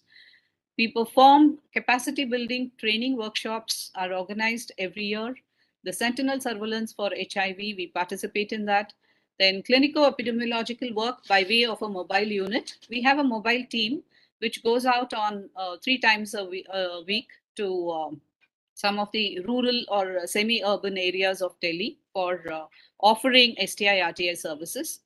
And we also collaborate with other departments within our hospital, like the gynecology department, the STD department, the community medicine department. And we conduct the EQUAS programs for all the laboratories which are linked to our lab, and monitoring supervision of the regional STD centers and state reference centers. We involve ourselves in accreditation activities and also some research work because we are attached to a medical college. So obviously we have our MD candidates, the thesis, and all other research activities going on. Next, please. Yeah, a busy slide here, but nevertheless important.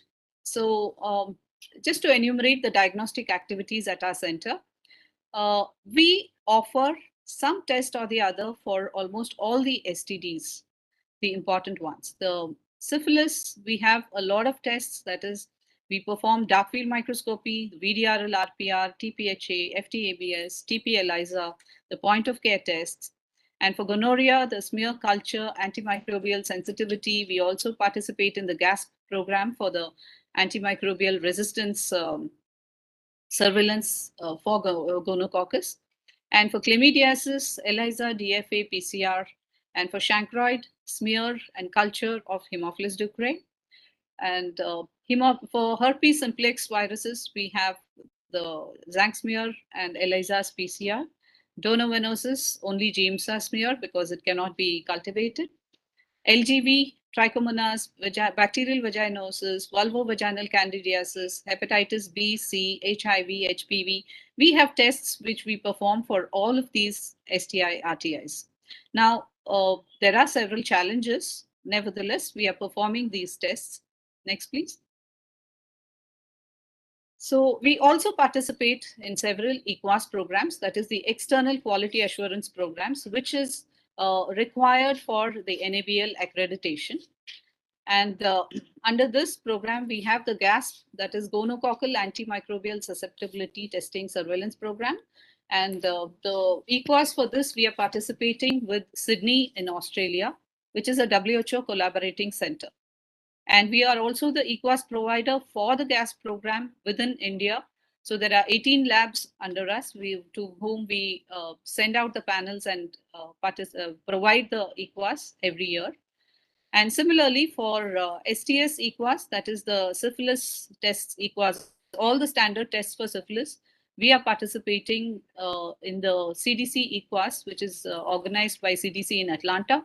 So 3 times a year, we get the panels from there and our performance is highly satisfactory. And for VDRL EQUAS provider, we are the EQUAS provider for some of the laboratories within the country. There are 45 labs to whom we provide the EQUAS for syphilis. And HIV EQUAS, like all other SRLs, we are participating with the NRLs. And as SRL, we provide the EQUAS for ICTCs and PPTCTs, which are under us.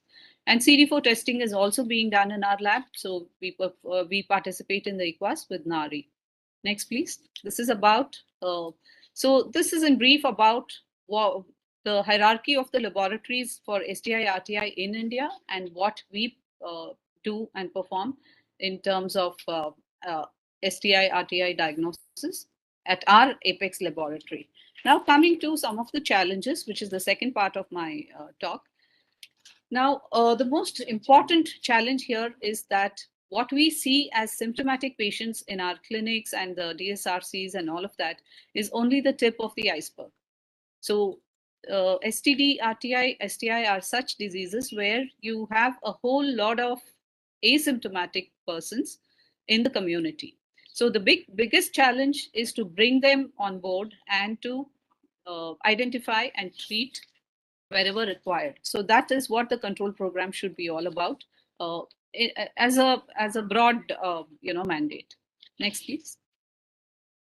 So the ground reality of STI services, this again is only to impress upon you how important it is to to diagnose and treat these cases. So the number of STI RTI cases in the community is a large chunk, of which the number screened, diagnosed, treated, cured, and partner notified is very, very minuscule. So what we have to do is, again, bring all of these categories on board, and only then the control program would be called a success. Next, please. So the challenges broadly in STD diagnosis is firstly the high level of asymptomatic infections, especially in the females in the community, as I mentioned earlier, and a rudimentary or sometimes even non-existent laboratory facilities, especially at the peripheral and intermediate levels of healthcare. Lack of trained manpower, need for transport many a times for transporting the morbid specimens and for referrals. And of course, the syndromic approach, although it is highly successful in many ways, and we cannot do away with it, but it comes with its inherent problems of, not being very good for some of the syndromes, like especially the vaginal discharge syndrome, cervical syndrome. So for these, syndromic approach is not really the answer, but that is again one of the challenges. And how many tests to invest in for each disease, and who to test, whether only cases, contacts, partners. So all of these are broadly the challenges we face in STD diagnosis. Next, please. Now coming to specific challenges in the diagnosis. For example, the chlamydia, which is now rampant even in the developed countries. Despite having very good sensitive and specific tests and very effective treatment regimens are there, yet it is very high in incidence in the Western countries. So we have to, and the statistics in our country is not really very reliable or not present. So we have to work on this. This is again a challenging part of the STI control. And STIs in MSMs, that is the men having sex with men, that is among the homosexual population, and even the high-risk population. These are increasing now. And we have to have better drugs and more rational management of the non-gonococcal urethritis. This again is a challenging point. And some of the diseases, STIs, they are treatable, yet they are increasing in numbers. The best example is syphilis, where we have penicillin, which the bacteria is not really resistant to, yet syphilis is increasing. And of course, the antimicrobial resistance in Neisseria gonorrhoeae, where we are rapidly running out of antimicrobials, and we have to have novel antimicrobials. Then the diagnosis of Trichomonas vaginalis, especially asymptomatic cases, because in women, many of the cases are asymptomatic. And recurrent infection. There are some STI RTIs which have the tendency to recur. For example, HSV, that is herpes simplex virus infections, the vulvovaginal candidiasis, and bacterial vaginosis. These are all, they tend to recur.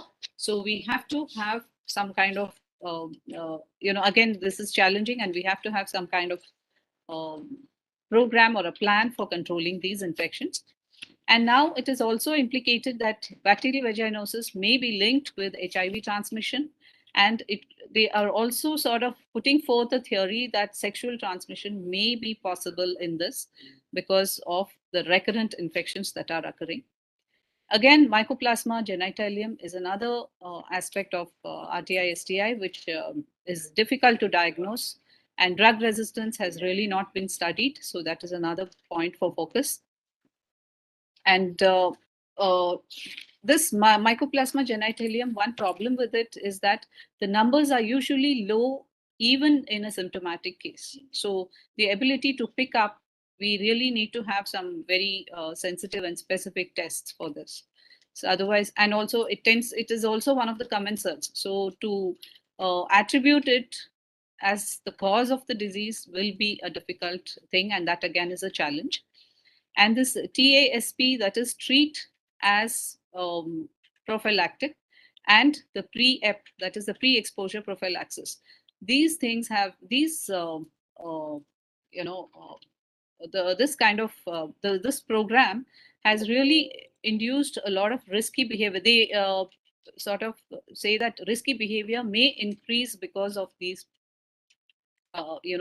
programs, because there is a treatment optimism. That is, they say that because there is a effective treatment available, people may indulge in risky behavior even more.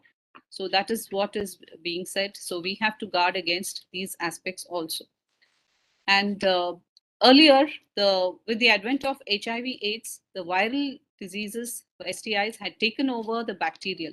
But now again, there is talk of the bacterial STI/RTIs rising again because they say it's due to this treatment optimism. Next, please. Now, coming to some other specific challenges, for example, in microscopy, gram stain for gonorrhea, gonococcus, it is less useful in asymptomatic cases, especially in females. And direct microscopy also is not recommended for rectal and pharyngeal swabs. So this again is a challenge. And the Haemophilus ducreyi, the conventional sufficient stream that we speak about and that the textbooks say is only about less than 60% sensitivity. So again, it's not really a reliable method for diagnosing. And wet mount for trichomonas, less than 50% sensitivity. The dark field microscopy, the sensitivity is less than 75%. And also you cannot use it for oral lesions. And they say that whatever the result of the dark field microscopy, you will anyway have to go for the standard tests for syphilis, that is serological test for syphilis. And FTABS, there is again a challenge in the form of kit availability and other problems, although this is a very sensitive test. Next, please. So, next, please. Yeah. Now, the specific challenges in culture. Next, please. For culture methods, again, they are time consuming and costly, we all know. And some organisms, especially some of the STI organisms, are highly fastidious, like Neisseria gonorrhoeae, Haemophilus ducreyi, and all of that.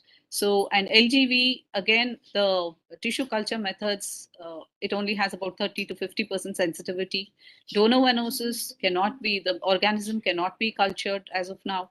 And tissue culture for Chlamydia trachomatis, HSP2, they're all highly demanding and of time and trained persons.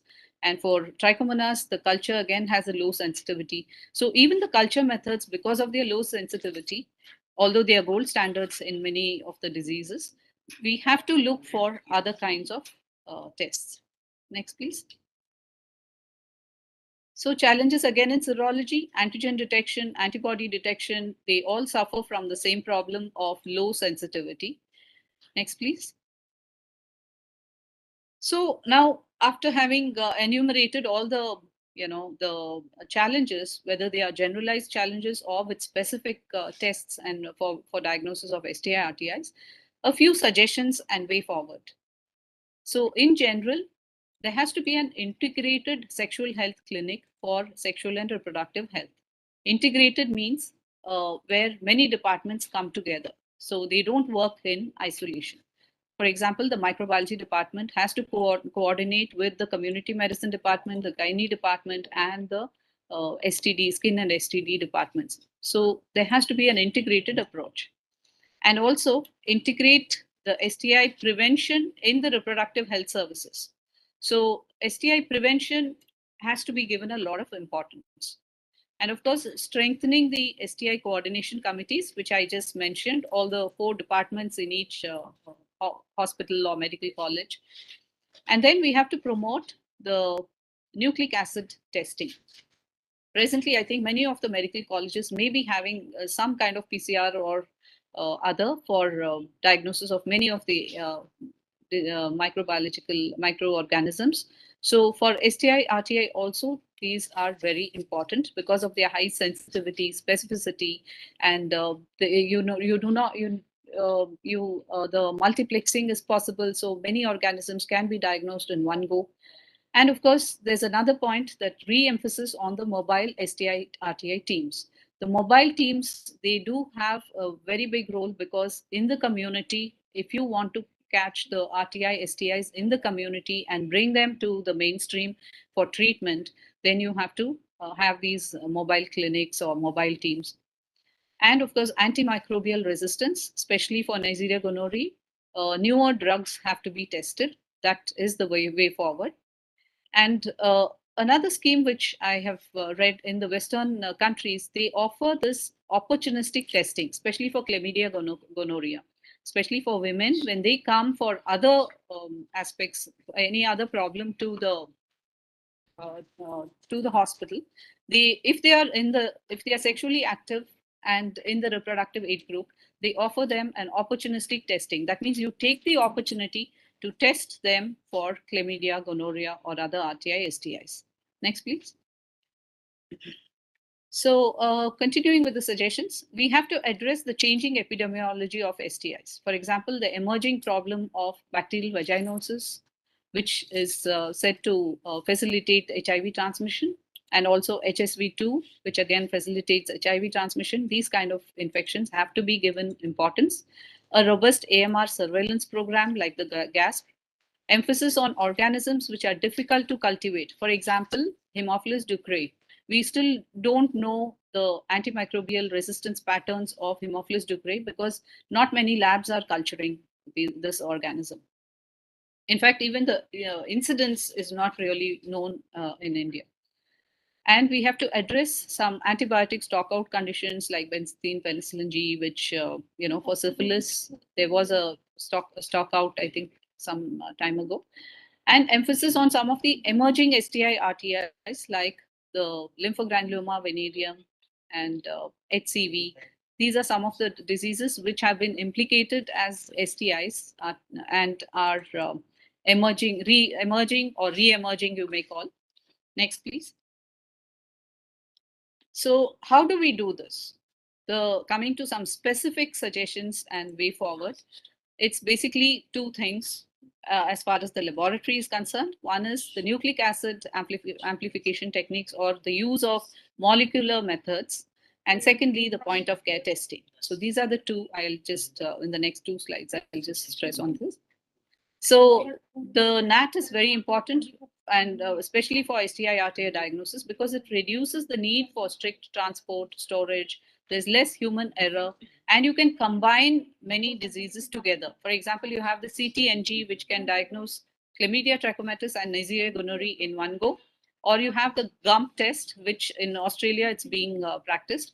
That is the genital ulcer multiplex PCR, where the multiplex detects syphilis, herpes, donovanosis, and chancroid.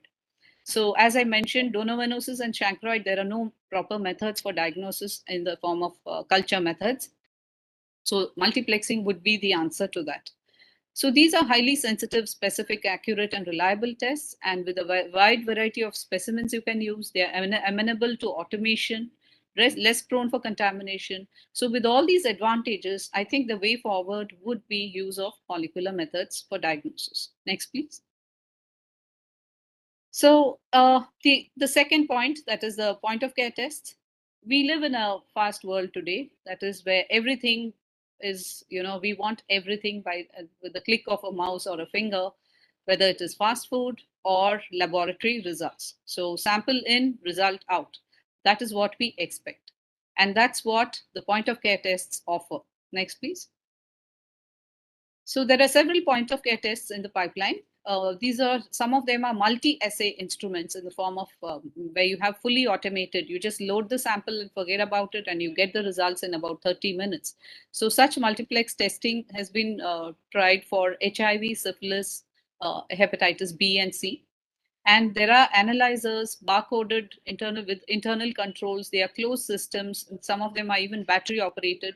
So these offer a very good way of testing. Of course, the cost and other things will have to be worked out, but they are all in the pipeline, and they are all will be available in the next couple of years. If not, some of them are already available. Real-time PCR-based isothermal platforms are also coming into the picture. And then there is the microwave accelerated metal enhanced fluorescent test. This is just to, set the ball rolling, but I'm not giving any details of these now. And even nanotechnology can now be used where there is very simple sample processing and multiplexing can be done even in this. So these are some of the tests which could be indicative of the way forward. Next, please. Yeah, but with a plethora of tests like this, how do we select the appropriate test? So we must remember that for STI-RTI, there is no single optimal test. It's not like one lock has one key to open it. It's more like a Swiss knife, where you take what you want for that particular purpose. So what do you want? If you want speed, you have to go for real-time applications. If you want quantification, you can choose the real-time PCR. If you want multiple targets, go for the multiplex PCR or microarrays. And then if you want high throughput, again, real-time PCR, low throughput. So depending on whatever you want, and there are tests that can be fine-tuned and selected. Next, please. So to conclude, I'd like to quote the WHO Global Strategy for Prevention and Control of STI, which stipulates that there has to be comprehensive STI management by minimum accurate diagnosis, whether it is syndromic or etiological, and most importantly, effective treatment. Because only when there is effective treatment, you can prevent complications. And once you prevent complications, treat effectively, you can prevent onward transmission of STIs. So all in all, everything depends on the control programs, that is in terms of planning, the strategies, where laboratories do play a very big role. But of course, it is a coordinated efforts of all those involved, all the stakeholders. Next, please. So in all of this, we shouldn't forget that we have to take the clinicians on board, because as laboratorians, we may have a lot of tests and other methods of diagnosis to offer, but clinicians, many of them may not be aware of these aspects. So we have to educate them first and tell them the advantages, disadvantages, because they are the ones who prescribe for the tests which we carry out. So it is a coordinated effort. Next, please. I think this is my last slide, and I'm extremely thankful to the organizers once again for giving me this opportunity. Thank you very much.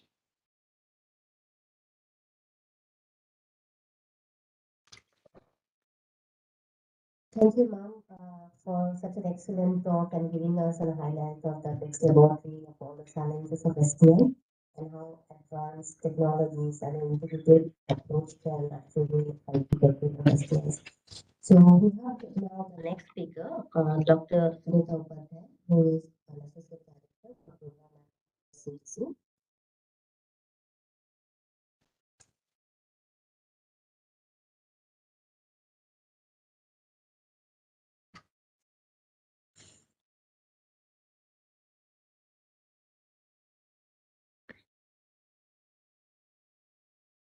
So we now invite Sunita Upadhyay, Associate Director for Programs, Division of Global HIV and Tuberculosis, Center for Global Health, Centers for Disease Control and Prevention, US Embassy, New Delhi.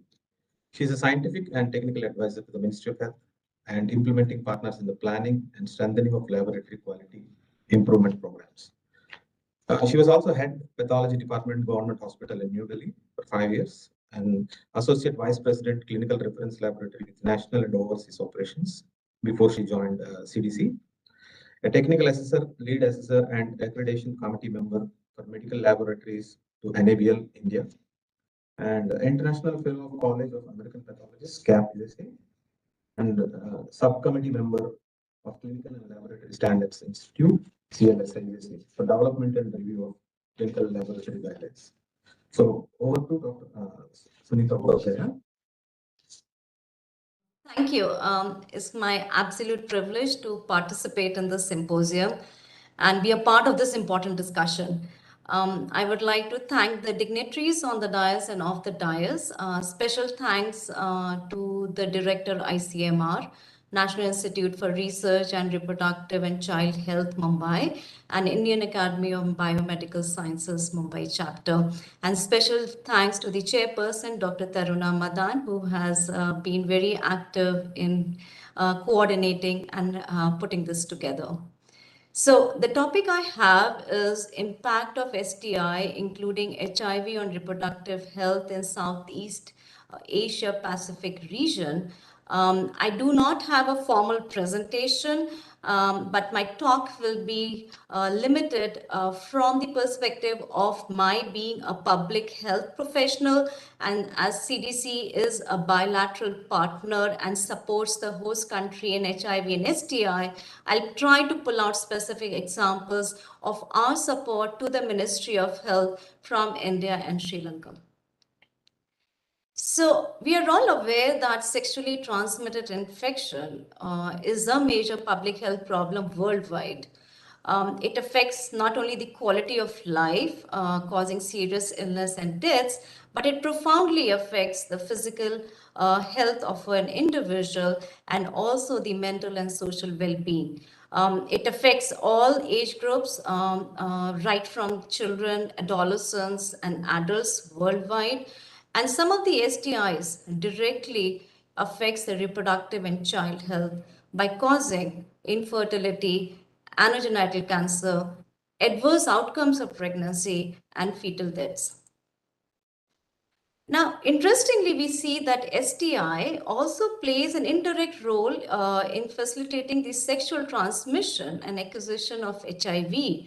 And that results in severe suffering in people living with HIV, causing serious mental health disorders and comorbidities.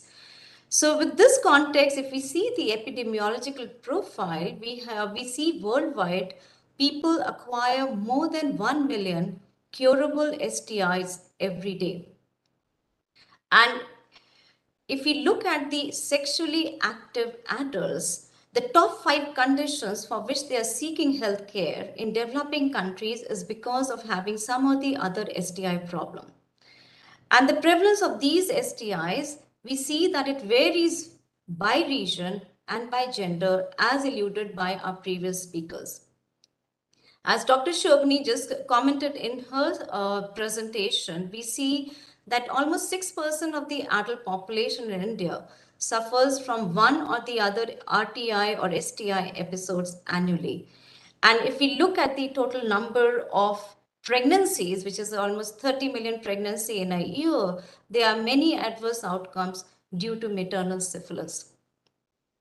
So there have been recent changes in the epidemiology of the STIs, and over the past few years, we have also seen progress in prevention and also the change in the diagnostic landscape for detection of the STIs with the introduction of near point of care tests, which is based on molecular assays, have been introduced in the market, and there are many more in development and are in pipeline. And we also have newer treatments for STI, and therefore with all those dynamics that are there currently, it's very important that we look at the STI approaches for prevention and management with the new lens. Dr. Sumati had pointed out about the WHO Global Health Sector Strategy on STIs, which is 2016 and 2021. This has been endorsed by World Health Assembly, and this aims to eliminate STI as a public health threat by 2030. And countries which adopt this global health sector strategy on STIs, there has to be a political commitment, as we see for other disease programs. There has to be an accelerated mobilization of responses so that in next 5 years, they are able to achieve the elimination goal. And not only achievement of the goal by 2030 is important, because the strategic framework and the interventions should be so directed that the goals are once achieved are also sustainable beyond 2030. And the global health sector strategy, I want to bring to your attention also, though we have number of STIs, list of STIs, they are primarily focusing on 3 infections that require immediate action. One is Neisseria, the other is Treponema pallidum, and third is HPV. So once knowing the landscape of the STI and the STI burden, we need to really focus on the populations that suffers the most.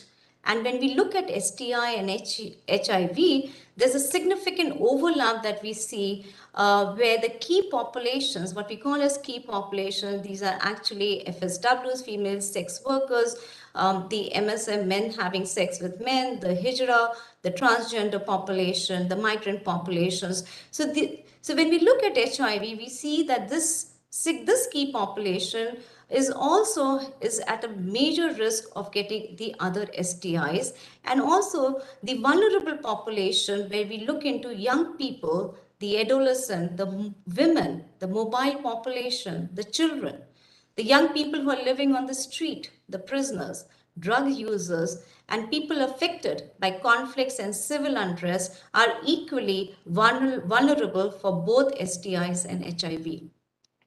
So if the population is the same, but we see that in many countries, the programmatic approach has been quite vertical, as was alluded by Dr. Shobini. We see that though HIV and STI most commonly spread by sexual route, but we see that the response has been very different and separated from the other STIs within the Ministry of Health. So while HIV really got a lot of attention in last 3 decades, with a lot of funding that has been coming in from the bilaterals and multilaterals, so much of research that has gone in, with so much of newer drug that came for the HIV as antiretroviral treatment, the dolutegravir treatment that came in has revolutionized the ability to control HIV-associated deaths. So definitely people are living more longer with the newer regimen of ART.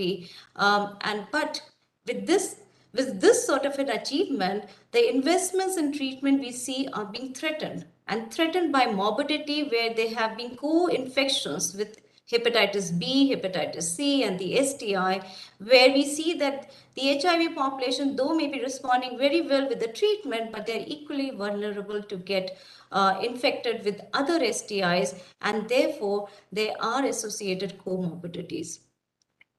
So when we are well averse that there is a co-prevalence of HIV and STI, there is a need to have integrated and multifaceted approach, as the way forward Dr. Sumati had just pointed in her last slide.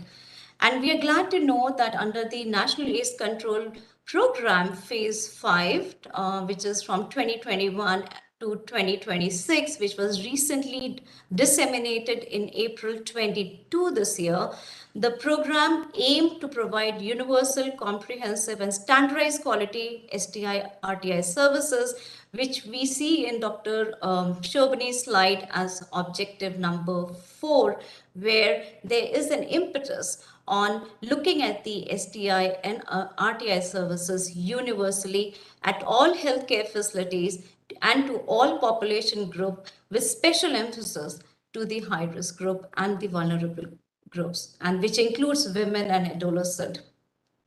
So with this sort of a focus that we see within the country, we see there's a lot of intersectoral collaboration that has happened in order to achieve these ambitious goals. And we see a convergence that has happened with National AIDS Control Organization and the National Health Mission. And there's also impetus on the involvement of the private sector. So NACO, along with National Health Mission, has now launched a concerted program on elimination of parent-to-child transmission of congenital syphilis. And for that, they have different strategies to achieve this. And one of them was launch of dual test kit for both HIV and syphilis, which could fast-track the progress of dual elimination. And as we see, as spoken by Dr. Shobani, this dual test kit will be positioned in communities where people can get access to this testing. It's a rapid test, and also at the DSRCs, which are designated centers for STI, also called as Suraksha Clinic. So these testing kits, will be available for rapid screening of HIV and syphilis. And there's also a strategic framework that has been developed for attainment of WHO validation of elimination of vertical transmission. So there's a checklist that has come from WHO, and there's a strategic roadmap that has been collectively developed by NHM and NACO for the achievement and validation of this elimination of dual infection. Now, in India, we see, and in many other resource-limited settings, what we have seen that the country still have a syndromic management for STIs, and we are well averse with why this sort of approach is there as a public health approach, because many of these resource-limited resource-limited countries, we see that laboratory diagnosis is not available or is hard to access. So we do have availability of low-cost rapid screening tests for syphilis. These are serological based testing. Both treponemal and non-treponemal tests are available based on testing on serum samples, and therefore there has been increased syphilis detection in antenatal care settings. As far as NGCT is concerned, we see that we have near point of care molecular assays, but they're not widely used within our country because they are still expensive. So though the tests are being available, but we need to really chalk out a program and have a strategic framework where we are able to introduce these tests as strategic location. So when WHO 2022 guidelines that were released this year for on STI management, where there has been a recommendation of use of near point of care assays. So we were in discussion with the Mumbai AIDS Control Society, where from the program data, we saw that there was a surge in syphilis numbers, in especially MSM population, and Dr. Shikala, who is the APD for Mumbai AIDS Control Society, has presented this program data in many forums saying that, look, this is what we are seeing, and we really need to do an in-depth exercise to understand whether this is right based on the based on some sound evidence, and also to have specific strategies to look into how to control the STIs in MSM population also having HIV. So when this sort of a thing came up and WHO 2020 guidelines recommending near point of care, so we designed an operational feasibility study with MDACs where using the government service delivery centers, which are DSRCs, as I said, it is called as Suraksha Clinic. In Mumbai, we have 27 in number.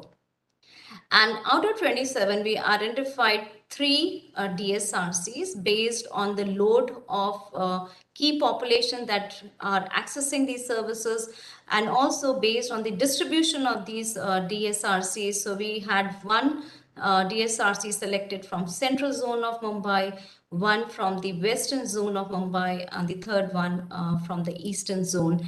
And then we saw that with what capacities they had, because from the program they should have an infrastructure of a medical officer that should be available, a counselor for counseling of the population that comes for their testing services, and also a lab technician for doing HIV testing and syphilis. So this is something which is driven through the program, but unfortunately we found that there were gaps, and there were gaps right from the infrastructure to the lab requirements of having near point of care to the human resources. So in coordination with MDACs, we quickly did the gap filling so that we are able to build its capacities of these facilities under the National AIDS program in order to have the detection using of near point of care assays for not only a few pathogens, but Dr. Shikala wanted to have at least 9 pathogens detected.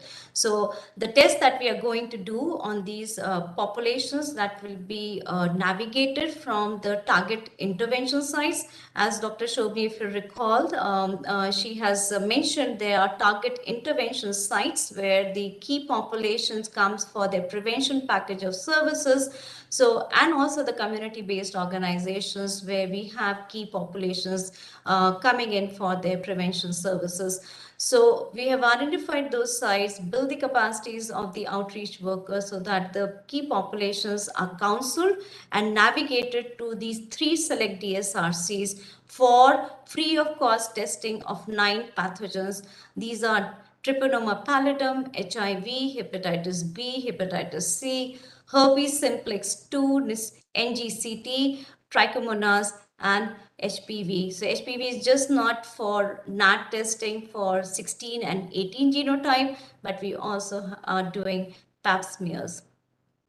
Having this structured, having these service delivery structures built up for doing these tests, we have also used the network which Dr. Sumati just mentioned is about the STI lab network under the National AIDS program, where we have the reference lab, and Dr. Jayanti Shastri is heading that STI reference lab in Mumbai at Nair Hospital.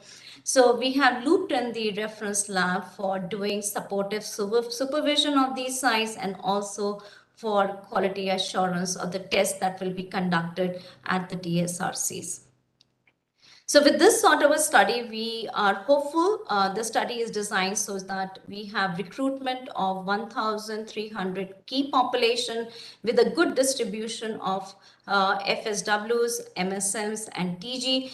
We are envisaging that within 6 months of the kickoff, the project got kicked off in April, that within 6 months we'll be able to do the recruitment of 1,300 KPs through multi-partner coordination. We have the prevention partner, the treatment partner, as well as a lab partner, along with under the leadership of MDAX and the support of the Nair Hospital as the reference lab. We envisage that within 6 months we'll be able to do the sample collection with the data that will be available, and then data analysis and manuscript and publication will go on for the next 6 months, because there are 2 objectives for doing this sort of a study, and it's unique. It is the first of its kind that will be done, where one is to see the feasibility of near point of care for STI at the service delivery points, and then referring them. Those who are negative, we refer them and link them for further prevention package of services, and those who come positive, we refer them for appropriate treatment at the tertiary centers. So that's one of the objectives. And the other objective is this will help us to generate data and know the prevalence of these 9 pathogens that I have just spoken. What is that prevalence for these pathogens and key population looks like in Mumbai?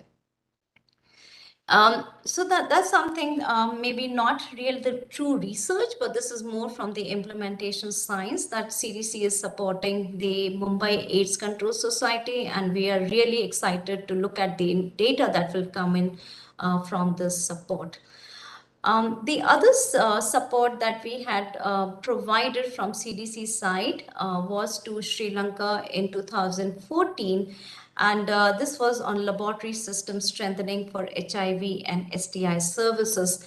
It was interesting to note that Sri Lanka has adopted universal syphilis screening for pregnant women as early as 1952. So they were way ahead, and they had universal syphilis screening.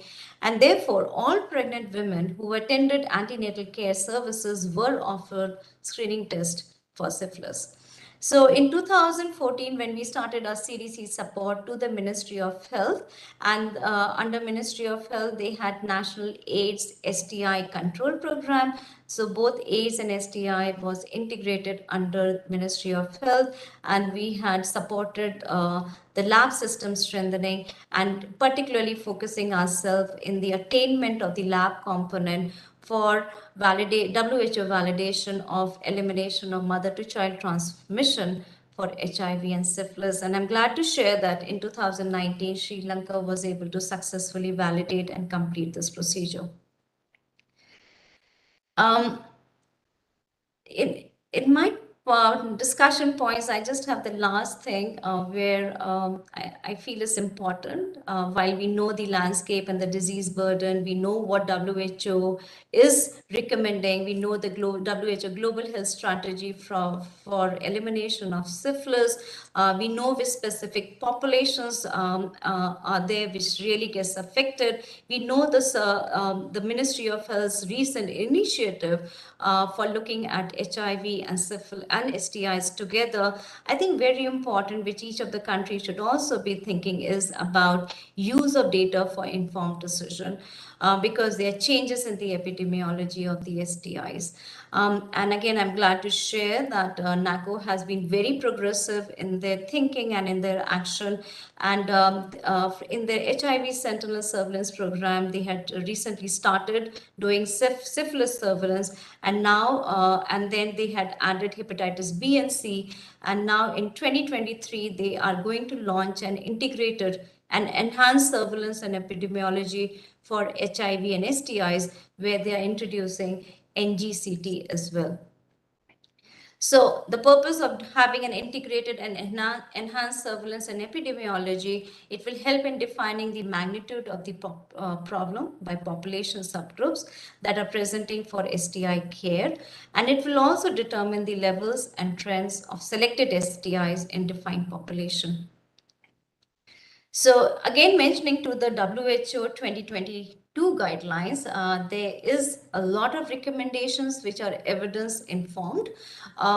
They had, and being a laboratorian, I was also glad to see that they have mentioned about the use of rapid diagnostic tests that are recently available, and these guidelines also provide guidance on how to use them in settings in which they are accessible. So to wrap up my discussion, I have three key points. One is that use of data for informed decision for any response is very important, and therefore there should be strategies to secure better data on STI burden by sex and by age group in order to direct resources where they are needed the most. And so once we have mechanisms to generate data, this will also help us to measure progress towards the control of the STIs. As we know, within India, we still have syndromic management, though we have a lab network, but there are only specific cases which are referred to the lab network, the STI lab network for ecological diagnosis. I think there has to be a newer approach and a newer thinking with the new age that we are in.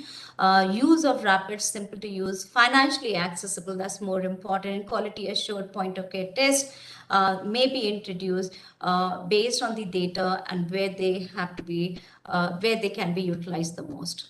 And the third point is we need to have an integrated approach. The vertical program has its own importance, and because we needed that level of effort. But I think with the goals that we are aiming at, and the time is not so far, is just around the corner. We need to have an integrated approach for both HIV and STI, because from the HIV we are chasing the 2030 goals of end of AIDS epidemic, and from the STI we are also looking at elimination of the STI by 2030.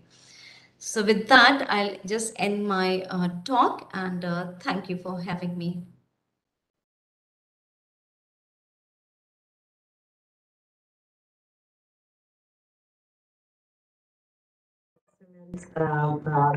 Excellent.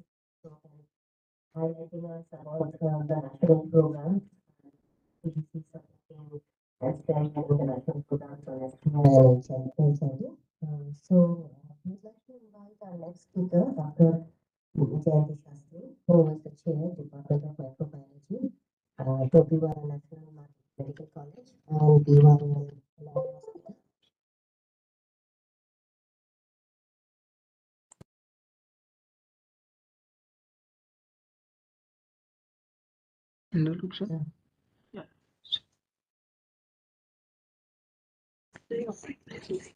Look at the CD. Just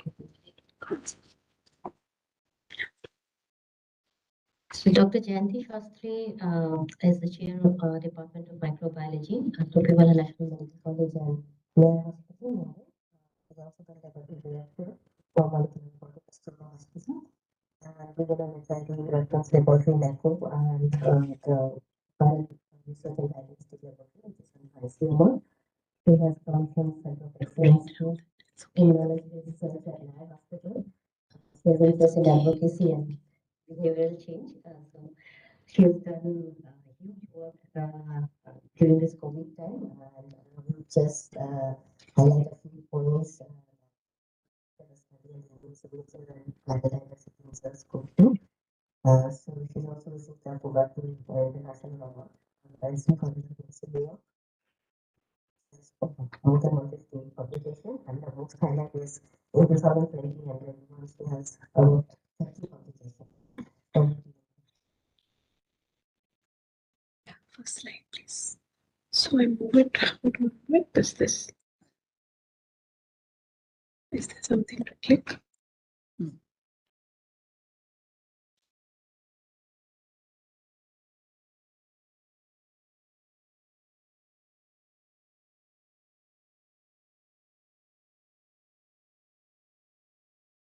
This is the arrow I have to go by. Okay. Good afternoon. At the outset, I wish to thank the director, Dr. Gitanjali, then Dr. Taruna, and of course my collaborators, Dr. Vainav and Dr. Vikrant. I always feel NIRRH is my other place of work because we have actually collaborated on so many projects for almost a decade. So it's like a pleasure coming back and speaking to very familiar faces. And some of you, of course, I have learned about your work also. And Dr. Sumati has actually made my, it's become very easy for me to take on from what Dr. Sumati has mentioned. I bring greetings from Nayad Hospital. Our logo says Vidyanu Rukvi Muktaye. Through knowledge, we can conquer disease. And we celebrated the centenary year last year. And we had a number of programs. In collaboration with NIRRH, we have also set up a center of excellence in immunology with funding from Tata Sons. And we look forward to a lot of work even in reproductive health and immunology going forward. So we are the regional RTI STI lab. This was inaugurated by our director in 2015, 23rd September. And this was identified by NACO. Considering, so we used to be the sentinel surveillance site for the high-risk population of female sex workers. And I had the opportunity in 1995 to work with this population when the HIV prevalence was 67%. I was the officer on special duty, the technical expert to the Mumbai Municipal Corporation 8 cell, and I used to frequently go there. And those were the days when, in male STI patients, we have seen a lot of positive gonorrhea gonococci slides, and we have actually brought slides from there to the classrooms and shown gonococci to our students. So there's so much happening about syndromic. Why do we actually require a etiological diagnosis? I think here we are forgetting that the viral STIs are on the rise. And the program is definitely not addressing the viral STIs adequately. So, in fact, we are very thankful to CDC for coming up with this project. And as Dr. Sunita just mentioned, we are part of this project, and they have divided the population in different sites. So the site which is, it depends on the capacity of field testing by TrueNat or by CBNat, which we have a dedicated CBNat for other infections other than TB. For TB, we have two, and we have one for other infections. And so, in the MSM population, we are looking for Neisseria gonorrhoeae and Chlamydia trachomatis. We have just started the project in the last 2 weeks. We already have 2 positive Chlamydia trachomatis. So, when you use molecular testing, we definitely get the answers. into a lot of details as to which are the pathogens we should look for and how important it is. The only thing which I would like to also highlight is bacterial vaginosis, which is its emerging importance as it reflects the dysbiotic state of the vaginal microbiome and increases susceptibility to other STIs. And we have a lot of bacterial vaginosis. In fact, Dr. Vikrant's PhD student worked with us, we do understand that this is one problem which is very common and needs to be addressed adequately. WHO has also emphasized on 4 key elements: case reporting, prevalence assessment. We still don't know the burden. Etiologies. We are just, point of care testing for chlamydia does not work. Antigen testing is not sensitive enough. So why are we just going on harping on a point of care test when it is not detecting adequately? I think we need to do away with tests which have not shown efficacy and move on to better tests. But when I say molecular tests, that really doesn't seem to be the answer. Because I had one of my PG students who did a dissertation on multiplex PCRs in STIs. We did get, positive STIs, but then in a controlled population, different age groups, we really need to have a good amount of data with reference to age-matched controls. If we don't control data for molecular testing, just testing a population with excessive discharge or an ulcer just does not give you the answers about, clinical correlation is important, even if it is well correlated and the pathogens are detected, we can definitely, it has a positive predictive value. However, there is still a paucity of information on age-matched controls. So this is very sad that 6% of the adult population is infected, and limited access and affordability of RTI, STI laboratory diagnosis, and therefore syndromic management seems to be the cornerstone. So WHO recommends quality assured molecular assays for treatment of people with symptoms of Neisseria, Chlamydia, and Trichomonas vaginalis. So early detection is the key. Treatment can be given provided you do it. Yes, we all know the amount of stigma, fear, shame, cultural barriers, gender inequalities. We know that health seeking behavior of women is very low. And what we have really not achieved is all services for low socioeconomic patients is available in tertiary care hospitals. Now, it's high time that we move out and have these kinds of services as an outpatient service linked to the hospital as a dedicated service which is outside the hospital. Coming to the hospital itself is the first barrier. How many women would just say that she has a complaint and she wants to come to the hospital to address that complaint? I think these are certain things we've been talking about for a very long time, and I'm completing 37 years of my service. But we've been talking about this at least for 2 decades. I've been talking, not much has happened in this direction. And the cases reported to the hospitals are, of course, just the tip of the iceberg. Well, we all know these common causes of discharge, genital ulcer, urethral discharge, and other conditions. Bacterial vaginosis is, of course, very rampant. We have our gynae colleagues, we have Nandini here who's worked in this population, and she knows how much of bacterial vaginosis is rampant. We all know the factors: health-seeking behavior among females, lack of specialized clinics. This is something which I have always been thinking and see. You go to a gynecologist, Obstetrics and gynecology together have number of things under their umbrella. You add one more as a sexual health, reproductive tract health, sexually transmitted disease clinic. How much of importance amongst all the infertility cases and other surgeries do those clinics get importance?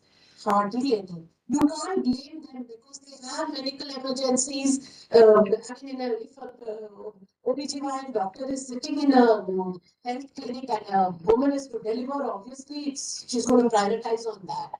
So it's high time we reinvent, rethink, and come out with specialized clinics which are not within the hospital. Hospital is again bound by timings. It's 9 to 4. There is nothing beyond 4 o'clock because there is no security available for a number of things. Now, if you even have a clinic in the hospital after 4 p.m., maybe we would be successful. But a lot of thinking and rethinking is required. Flexi timings are very, very important. And honestly, there is an extreme lack of awareness. Under the regional STI-RTI program, we have 2 state hospitals. So the BJ Medical College and the Aurangabad Medical College is linked to our regional STI, RTI STI center. And our people, they go there and they try to talk to the OBGYN and gynec departments. The only answer they say is program has not supported us with staff. If program has not supported us with staff, it is impossible for us to have a dedicated health clinic, especially for this. So it starts with insensitiveness. If women are insensitive to women's problems, then I really don't know what is the way forward. But I would really like to emphasize here that there is a dire need for awareness, for specialized clinics with flexi timings, and medical services have to be there. Hygiene, the basic thing which needs to be there is privacy in a specialized clinic. So if we, I think, take care of all this, maybe going forward it would be better. Etiological approach is important if your syndromic approach fails. I'm going to support this with a case which I have brought. This is a case from our STD clinic shared by Dr. Chitra Naik. Acknowledgements to her. So this is a case of a 30-year-old married woman who presented with a complaint of vaginal discharge. On inquiry, the patient gave a history of lower abdominal pain. In the past, the patient was treated with various antibiotics for lower abdominal pain at multiple peripheral centers without significant improvement. So nobody had even done a first spectrum examination. So when in my hospital, STD clinic, Dr. Chitra Naik's department did a speculum examination. It revealed copious non-foul smelling curdy white discharge and erythema of the vaginal walls. So this is how it looked, and KOH mount of vaginal discharge showed budding yeast cells and pseudohyphae. So this was our first stint at laboratory diagnosis, and further investigation, she had a titer of 1 in 8 for Treponema pallidum. Hemagglutination test was positive. So as being a regional lab, we are doing both ETRL and TPHA. Now the limitation of TPHA is it comes positive even in a past infection. And vital markers were all negative. So we do hepatitis B, C, HSV also in these patients. So the patient was treated with benzathine penicillin.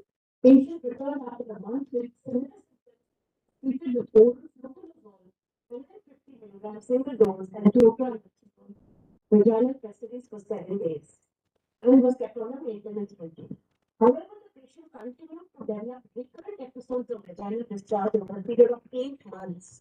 At the latest visit, microscopic examination of the vaginal smear showed body yeast cells with pseudohyphae, gram stain showed gram positive cocci, and Newton score was 2. Culture again was positive. Candida was known, and we identified the Candida using the Vitic2 system as appearances. And this is one thing which we need to know is we need to speciate the Candida because all Candida are not treated by the same dose of fluconazole. And some of them are fluconazole resistant. So we have species of Candida which are fluconazole resistant, and amphotericin B has to be given in those patients. So again, not only is it enough to identify Candida, it is also important to speciate it. As being a regional center, we are able to do all this because we have good laboratory support. And we also did an antifungal susceptibility testing. It revealed susceptibility to all these antibiotics, and we treated the patient. So this was the growth on Saffrons, and the patient was treated with higher doses of fluconazole for 8 weeks. So it just goes to say that it is a very common fungal infection. 75% of the women develop one or more genetic candidate infections once during their lifetime, with 5% of those developing recurrent infections. Disease is life-threatening but is associated with considerable morbidity, healthcare costs, discomfort, pain, and sexual dysfunction.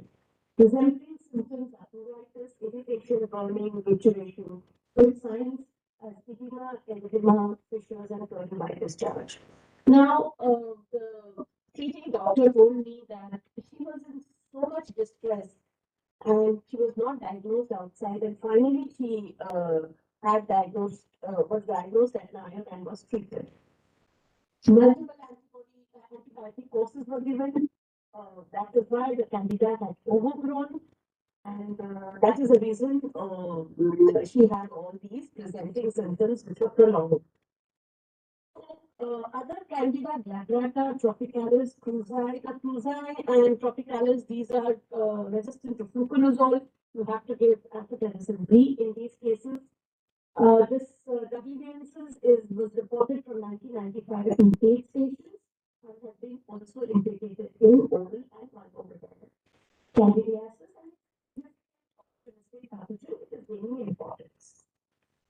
Now, when we compare, so it's always a trade-off.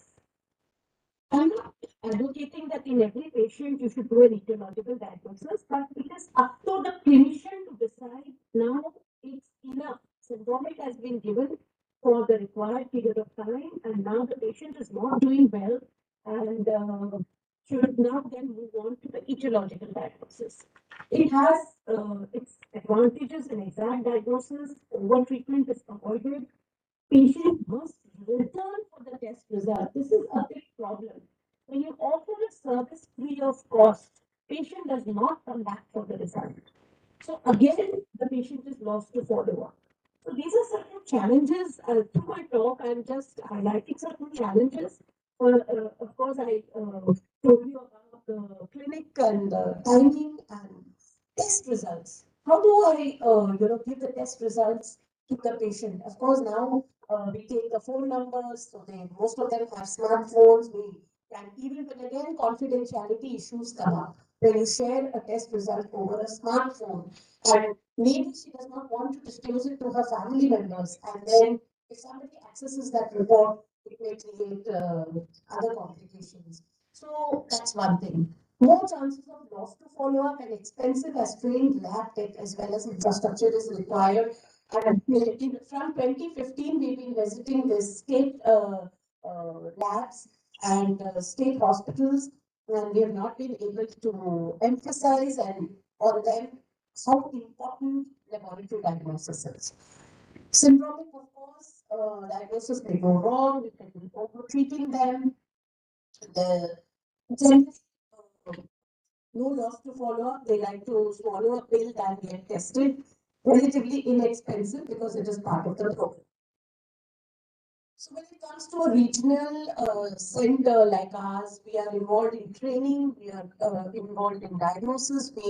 A microbiologist is always available in a tertiary care hospital, and that is the reason these clinics are there. Because sometimes it is not just a qualitative test, it requires a lot of interpretation. So you need a trained microbiologist. a laboratory technician, and experts from other departments. We closely work with the STD department, of Nayak Hospital, Dr. Chitra Nayak, who's the head, and we have a lot of MSN population also coming to our hospital, and that is how we were selected in the CTC study for this key population looking for the laboratory pathogens. So validation of syndromic diagnosis is important through lab. Monitor gonococci drug resistance patterns. Now it's so difficult to grow these gonococci.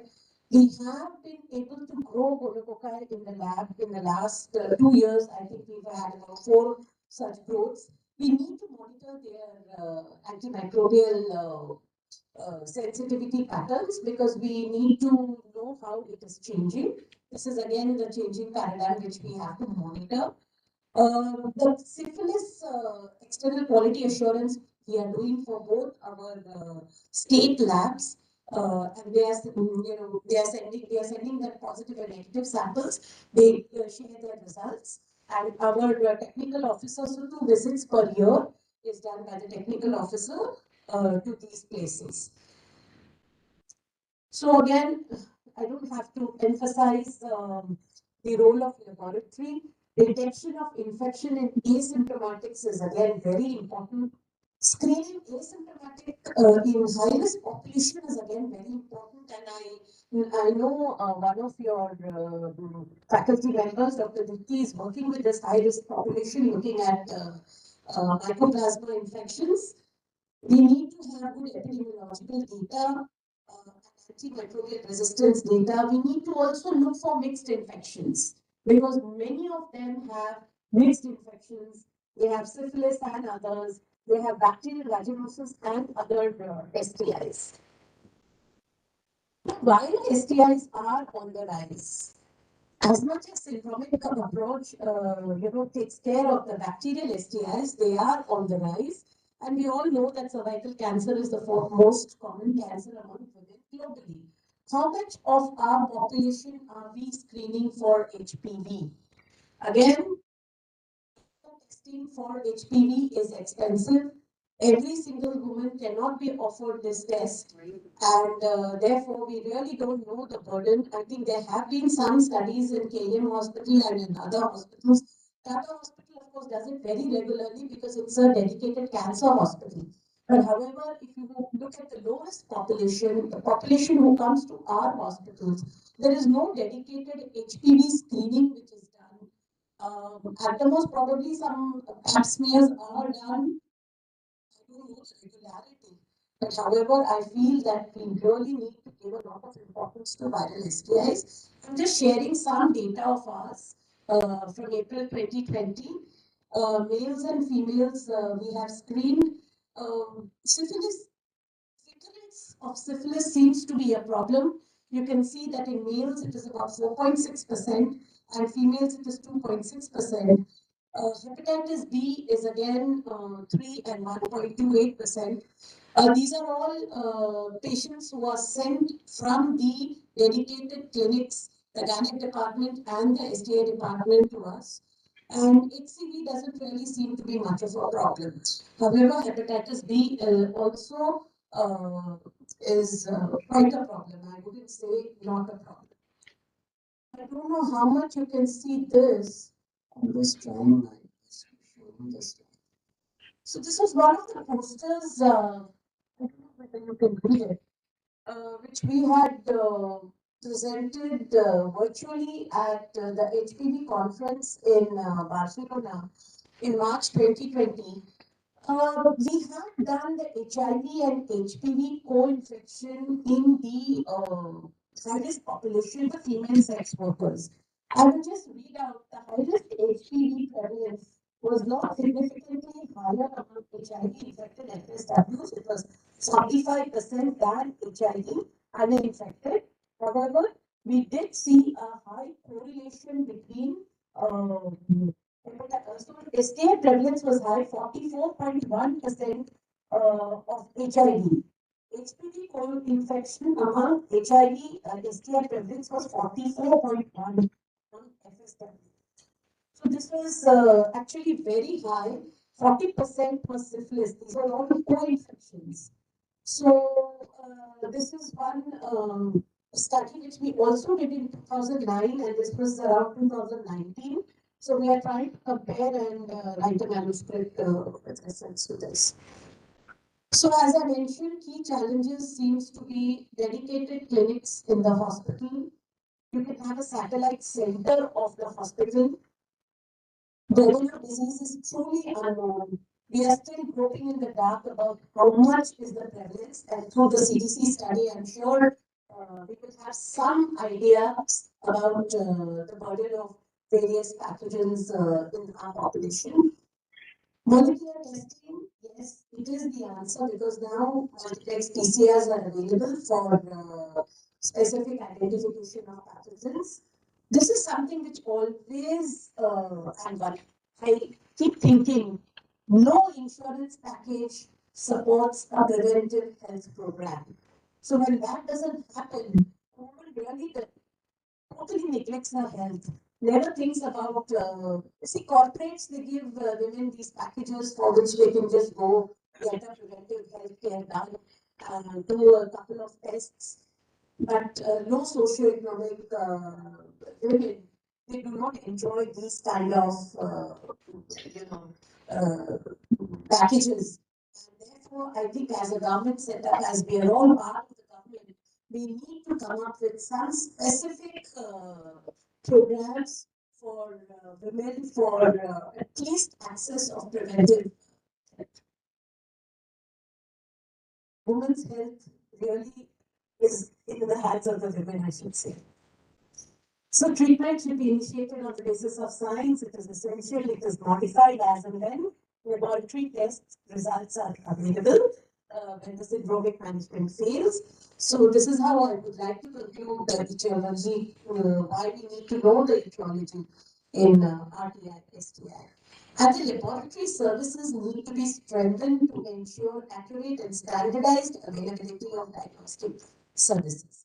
It has to be standardized. You can't have the Northeast giving you something and we giving something. See, that is the first thing which happened in the HIV program. And thanks to the leadership of Dr. Sandhya Kabra, I can never forget her because she standardized the diagnostic test across the country for testing HIV. You can't compare apples with oranges. You have to compare the apples with apples only. Once your diagnostic test is standardized across the country, you can compare the burden of disease. If I'm using molecular tests, somebody is using point of care test, doesn't really make sense. So please, it's important for everyone to know that laboratories need to be strengthened. Thank you very much.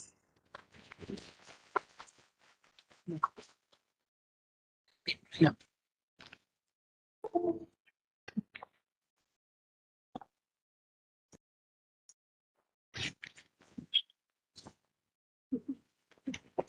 Yeah. Thank you, ma'am. Now we'd like to influence the director, ma'am, to present the general session. So our next speaker is Dr. Naina Patel.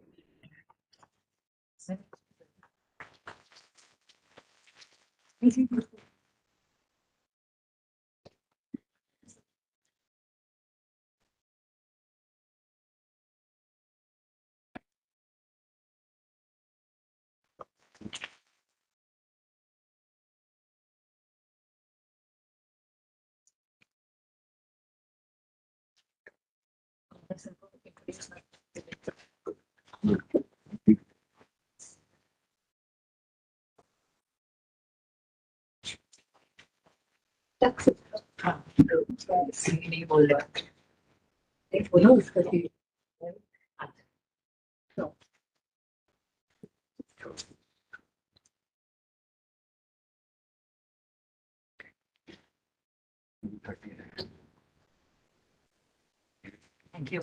Yeah.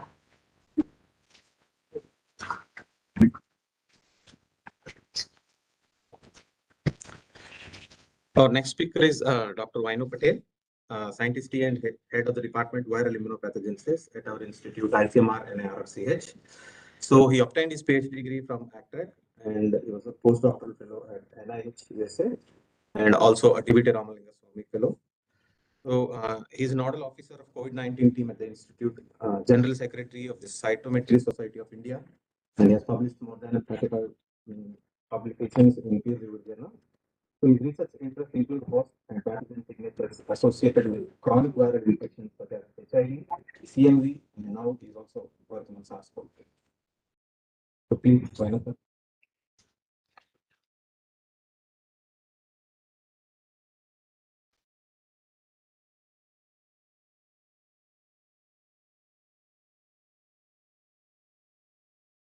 So hello everybody, and actually I think Dr. Shastri gave my talk. Honestly, she highlighted enough of what I wanted to say. I'm going to try and skip some of those parts, but definitely not keep you from what I think is the marquee event, which is the panel discussion. I'll start off by saying that yes, as has been highlighted, India is today on the verge of being a multi-trillion-dollar economy. But you know, infectious diseases, reproductive tract infections included, still pose a major public health challenge. And this is one of the major factors that prevents us or is threatening our availing of our demographic dividend. So with that kind of pragmatic statement, I'd like to thank the organizers for this opportunity, Director also for giving me this privilege to summarize and try to provide a brief overview of the work that is being carried out in our institute that I think will resonate with some of my preceding stalwart speakers who it is a privilege to follow. So as we began the program with HIV/AIDS, I'd like to at least mention this pathogen here.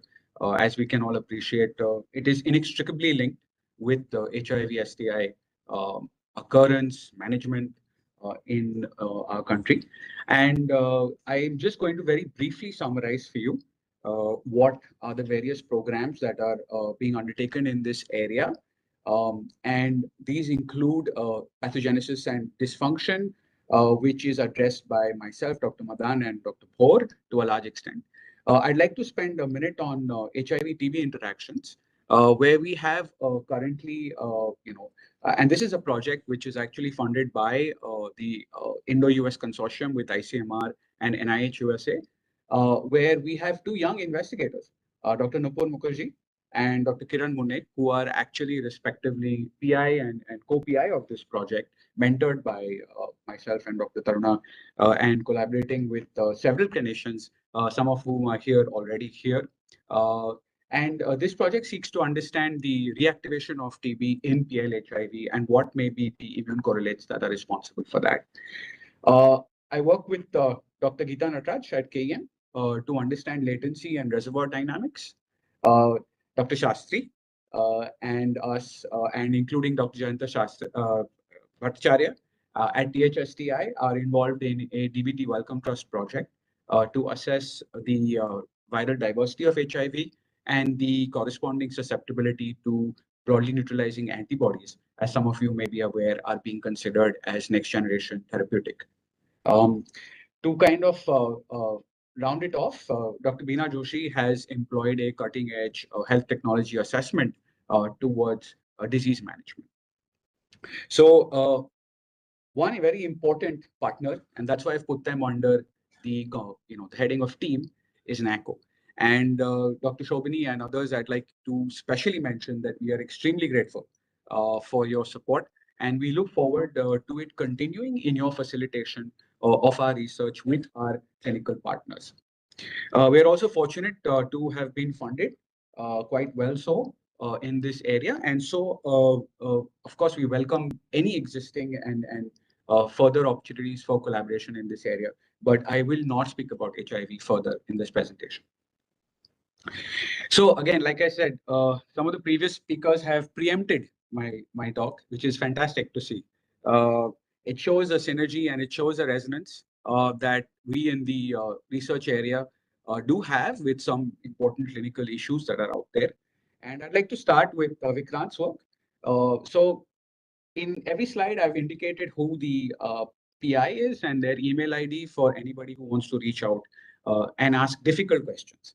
Okay, the simple ones I may be able to get, but the difficult questions are to be, to the guilty party here. So, this is a project that deals with Gardnerella vaginalis, one of the etiological agents for bacterial vaginosis, thankfully, which I don't have to mention much about. The importance of this work here is to demonstrate how extracellular vesicles or membrane vesicles are instruments of adaptation by this pathogen in conditions of low pH, which is essentially the natural pH of the vagina, but a stress environment for this pathogen. And so what this extremely seminal work, I believe, has shown is that both in terms of increased production of membrane vesicles, together with a reduction in the protein repertoire and decrease in cytotoxic potential of the membrane vesicles, is a state that the Gardnerella pathogen exists in normal condition. And this was addressed using an integrated approach of imaging, flow cytometry, and proteomics to land up or to propose that these are the the altered states of the bacterium which could provide an adaptation mechanism to survive in the acidic pH of the normal vaginal milk. So moving on to the next bacterium, I've kind of tried to group this in terms of bacteria, viruses, and fungi. So moving on to the next bacterium, again, nice to have been preempted. We have one of our other young stars, Dr. Diti Tandon, who is a gynecologist, and she has undertaken essentially screening project to understand the prevalence, precisely the issues Dr. Shastri and others have spoken about, of the prevalence of this important and I believe now rapidly increasing prevalent pathogen in the setting of an STI clinic. Important to notice here that in addition to seeing significant frequencies of the Mycoplasma bacterium, she is also noticing a plethora of co-infections. Again, suggesting the importance of an integrated approach towards treating and managing these infections. I've highlighted here something that I think all of you should pay attention to, and I think it's wonderful to see that somebody who has a core competency in clinical research is now moving towards a basic area and truly, transcending her skills to address microbial or rather microbiome perturbations associated with contraception. So this is at an early stage, and you're encouraged to contact her for any further information. Moving on to Dr. Sadhna Gupta. She has, again, worked in an important area of HPV. And in this study with Dr. Padmaja, who is here in the audience today, they were successful in demonstrating the presence of HPV oncogenes E6 and E7 in women, actually, who had normal cervical cytology. So again, addressing the point raised earlier, that this is the group of women that need to be screened. And they were successfully able to demonstrate the presence using an RT-PCR or real-time PCR-based approach, the presence of these oncogenes in several women that actually were pap smear negative and conventional approach negative. So this obviously has significant findings in terms of high sensitivity and specificity, but more importantly, from a public health point of view, it shows the usefulness of using this test to prevent unnecessary coloscopy and also the importance of follow-up when you detect this. So these are I think, critical findings, and I'm happy to see here that this was recently published, and congratulations, including Dr. Padmaja. Thank you. So moving on to another approach. So as was just mentioned, access to complicated tests is an issue. So one of our other young scientists, Dr. Kiran, who is also a clinician, and you may remember her name from the HIV project that I mentioned, the reactivation with TB. She has tried to assess using a low care approach, which is the CARE HPV screening test, which is also a DNA test, to understand the prevalence in various high-risk populations using different methodologies. So she used hybrid capture, she used HPV, then she used a real-time test also, and conventional screening, like visual acetic inspection with acetic acid or the pap smear. You'll notice here that with a significant population, she does find comparable numbers, even compared to certain gold standard tests here in using a low care test. So she's definitely planning to extend this work, I hope. And more importantly, I think there'll be tremendous value addition here because these that are screened and shown to be positive are actually being followed up at Tata for outcome analysis, which is actually so rare and so important to do. Okay, moving on.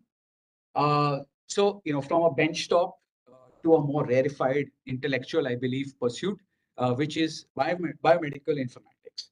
And Dr. Susan here is involved in using a rational data-based informatics approach to address several critical areas for pathogen treatment and management, which include drug target identification, drug repurposing, metabolic modeling, antimicrobial resistance, host pathogen interactions, and obviously create an Indian database. Okay. Now, just as one of a proof of concept kind of examples of what she did, and this is the slide for the fungal pathogen. What she did is she did an in silico, or her team did an in silico screen of Candida and tried to identify metabolic targets in silico. And this was used, to identify potential lethal targets. That means targets which, if targeted, would essentially knock the pathogen out, would prevent the pathogen from growing. And these were all essentially novel. So of these, upon further analysis, one such target, which was a ribosomal protein YML9 in Candida, was selected and was used to show in the lab validation with a repurposed drug that was used for strep pyrogenes. This drug is used to inhibit the 50S ribosomal protein inhibitor for the bacteria. So what she wanted to see was that can we use a similar drug, which is already cleared, approved, repurposed, for a similar looking target in Candida? And sure enough, if you look here, we're looking at albicans, and this is tropicalis. The clear bars are with fluconazole. So as ma'am said earlier, you don't expect inhibition with fluconazole, but you see clear inhibition with this inhibitor across different types of fungal infection.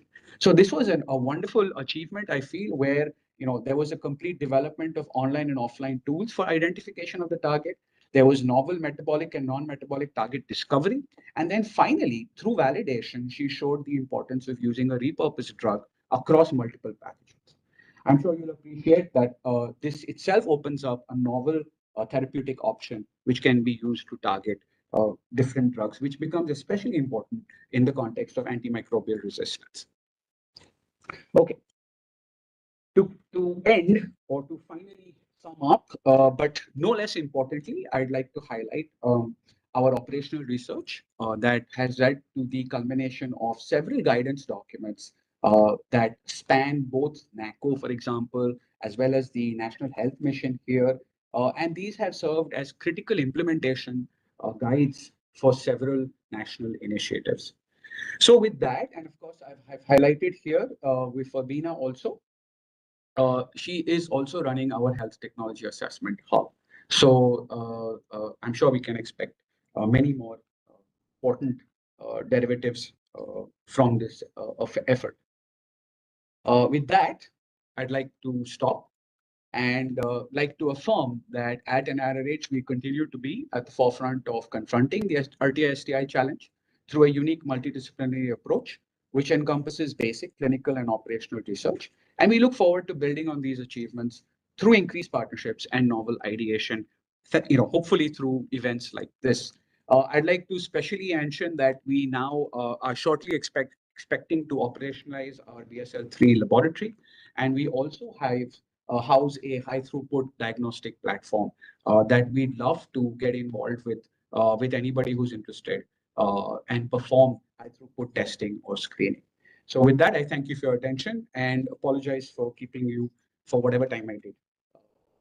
Thank you.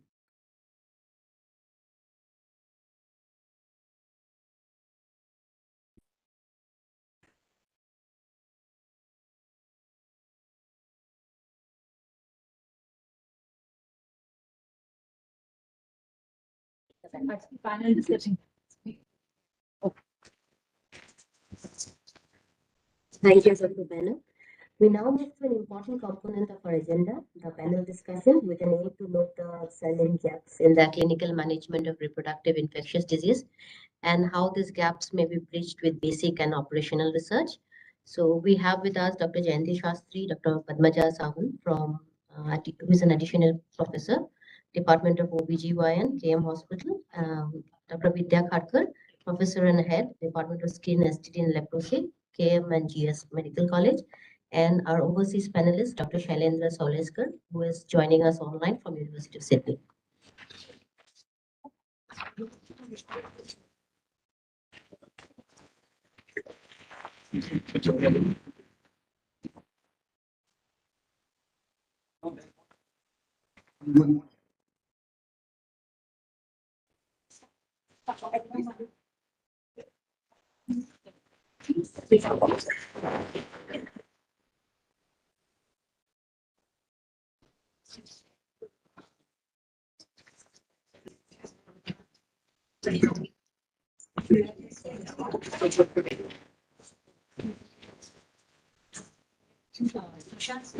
Dr. Shailendra would be online. तो उनको रखना है panel.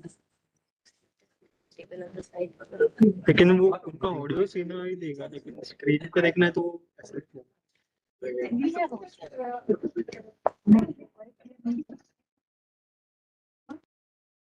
No, so if ma'am is asking if they're going to speak from online.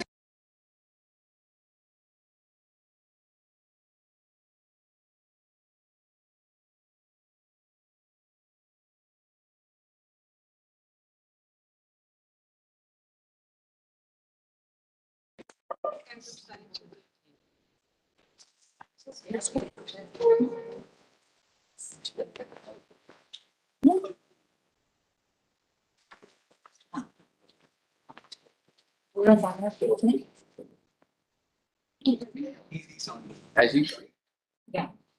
Yeah. So we welcome you all, Dr. Shastri, Dr. Kelkar, Dr. Padmaja, and Dr. Shailendra Soleskar from Sydney, our overseas panelists for the day. And thank you, Shailendra, for coming on the panel at a very short notice. And we'll not take much of your time because we are already delayed. And I'll be joined by Dr. Vainav Patel as my co-moderator for the panel. And so our first question was that we are all, addressing the pathogens that are involved. How about the host? Because the pathogen is only half the problem. So we think that there could be some underlying host factors that are leading to the recurrence, as Dr. Shastri mentioned, and definitely the treatment modulations that were happening with that woman were one of the reasons. But we feel at this end that we know very little about the host factors that are contributing to the recurrence of the infections. And I would like to get your insight on that. Yeah.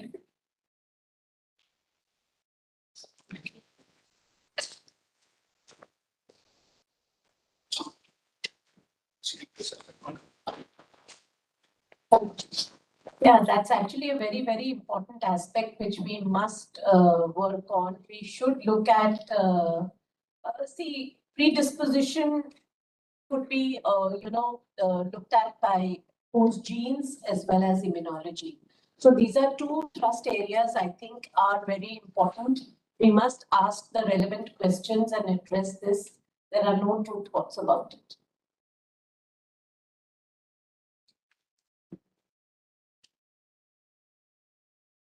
regarding host factors. Like when, as a gynecologist, when I see a patient in the OPD, unfortunately, as one of the previous speakers said, we are used to focusing more on the otherwise obstetric morbidities or gynecological, other organic morbidities rather than the infectious morbidities. That is one thing. And unfortunately, one thing that HIV medicine has done is has created an artificial barrier between the STI patients and the other patients. Okay, so it has, at least for the frontline providers, what has happened is they treat all the patients with any sexually transmitted infections. Actually, the stigma seems to have increased for patients rather than reduced.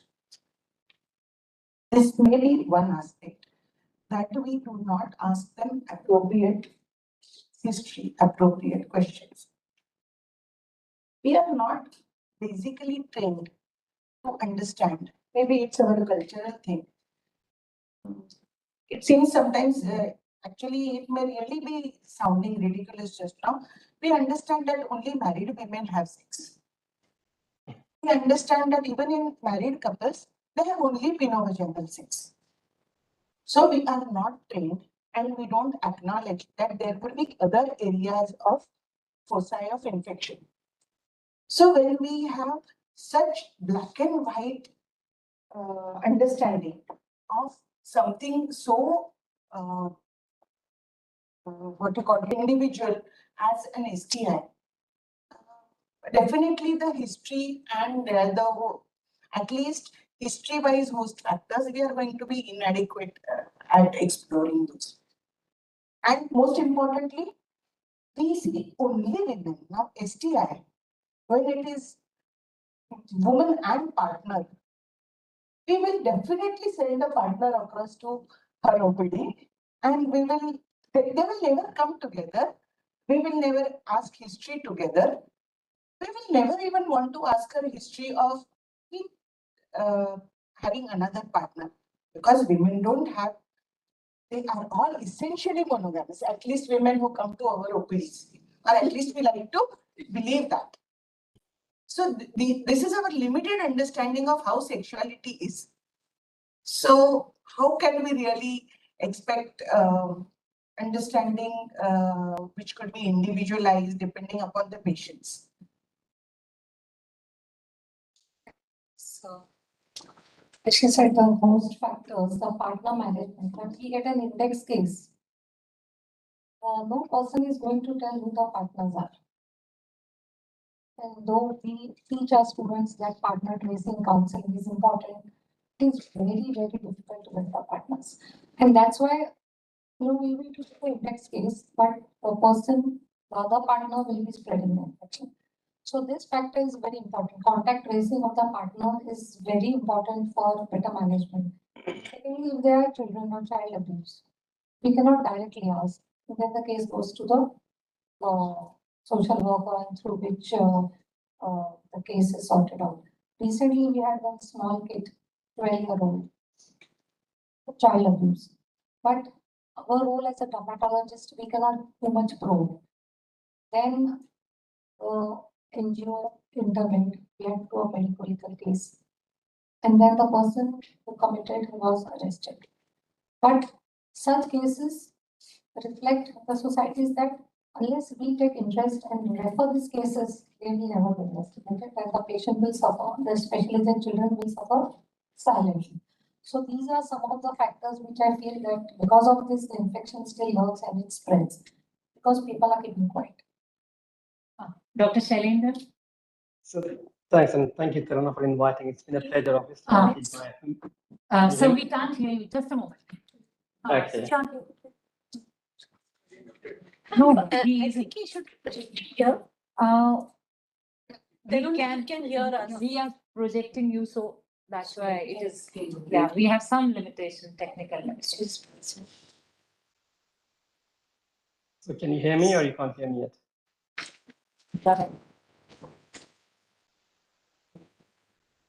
Can I add one more point? The health literacy in community. If I ask offhand any person, what antibiotics have you taken in the past?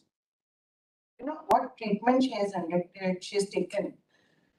Actually, people like your case, they go place to place, they take treatment, but they do not have papers. They do not know the names of the drugs. It's very difficult to know what drugs she might have taken. Now, this history is also very relevant and very important when we are thinking of, for example. So these are the obstacles or these are the problems which we face. Dr. Shailendra, can you? Yes.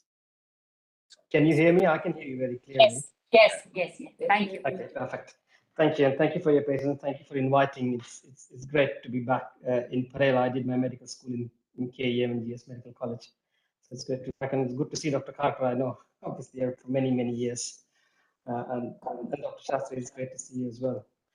So I think one of the questions you had was about the host factors and STI/RTIs are clearly very important. And I think Dr. Shastri and Dr. Karkar have spoken about various aspects of hosts. I think one of the challenges we have is when you look at the host factors, we straight away go into immunology. And that's all that means for us, the host factor, which is great for research institutes. I think immunology plays a significant role in. You can hear me or you can't hear me, sir? Breaks. It's like stick. I can't make out this. Dr. Shailendra, just a moment. We are the voice is echoing and breaking. We are just sorting out that issue. Can you all hear? It's loud, but it's not. Yeah. Dr. Shailendra, can you please reiterate your point? Yeah, sure. Can you hear me clearly now, or is it still echoing? Yes. Okay, perfect. Well, it's great to be here, and thank you for inviting us. That's what I was saying. I know Dr. Karkar very well, obviously, and Dr. Shastri. For many years, I did my medical school in KEM. In terms of the question itself, the host factors and STIs, as been pointed out by other panelists, there are a number of different aspects to it. I mean, we do focus directly on immunological aspects, and that seems to be research focus. But the sexual behavior, sexuality, the antimicrobial resistance issues, and the STI and its relation to HIV acquisition and transmission because of inflammation. So those are clearly important, various important aspects when you look at STIs and the host. I think you're right, we're focusing too much on pathogens, but a number of host issues do impact on how we treat pathogens, whether it is use of antimicrobials. I think one of the things which we haven't discussed at length, I know Dr. Shastri, you mentioned it in the antimicrobial resistance issue. Especially one of the challenges of syndromic management, the way we are looking at STIs is the AMR. And I think AMR is going to hit us in a big way in the next few years. It was great to see the mycoplasma study. Now at 7%, mycoplasma has already shown the results of using syndromic management in a way of using azithromycin 1 gram for chlamydia for a number of decades, even in developed countries. We do that all. When people say etiological management, you do realize when people come with symptoms, even in developed situations, they are managed on the day. Very similarly to syndromic management. The only difference being that we are able to track what happens and change the way we manage based on etiology and based on trends over time. One of the fundamental premise of syndromic management was to actually look at validating that every 3 to 5 years. Very few countries have done it, unless something that is probably missing. And your point about the host factors is host factors are also multifactorial. The behavior aspect is very understudied, and in clinical settings, asking that history is becoming a challenge. We have too many assumptions when people come to us with STIs, whether it's women or men, or both. I think one of the challenges we have in Australia at the moment is bisexual men and syphilis transmission that's happening in women. After a long gap of 15 years, we're now seeing a number of syphilis in pregnancy in Sydney and in Melbourne and across Australia. So I think those are sorts of challenges we are going to face in the next few years. But I think it was amazing to see some of the research that's happening at the Institute. So it would be great to explore some of your thoughts, even from the institution, about where are the priorities lie for us to look at host factors, and whether it's gonorrhea or syphilis, and that's probably something that we can explore as to where do we focus on looking at host factors, which are most important to look at, and that unless we kind of have this project-based approach, rather than that we can look at what are our priorities. Is mycoplasma or Neisseria gonorrhea and syphilis are our priorities currently? Look at host factors and how we can deal with them. Those are some initial thought provoking other questions, I guess. Yeah, thank you, Dr. Shailendra. Do you want to just quickly mention 2 or 3 things which did you all probably not get it, right? So I think what he was talking of antimicrobial. Yeah, so I'll lead up to the next question, just summarizing 2 points that he raised that I could catch. One is obviously AMR, which I think doesn't need to be extrapolated, but I think what he was trying to highlight, Dr. Shailendra, please correct me if I'm wrong, but from what I could understand, retention. So essentially trying to ensure that we have repeated sampling, repeated examination of an individual is key, in his opinion, towards achieving a final outcome in terms of either cure or reduction in prevalence and reduction in chronic infections compared to any other approach. Getting that patient into the clinic at a repeated sampling is probably one of the key interventions. Dr. Shailendra, is that something that you were trying to emphasize? No, I think you're right. That's obviously important. I think one of the ways that how do we know what we are doing is working? So unless we get that patient back and there's a test of cure for gonorrhea, and that's been the highlight. Now, test of cure is poorly done even in my setting here in Sydney.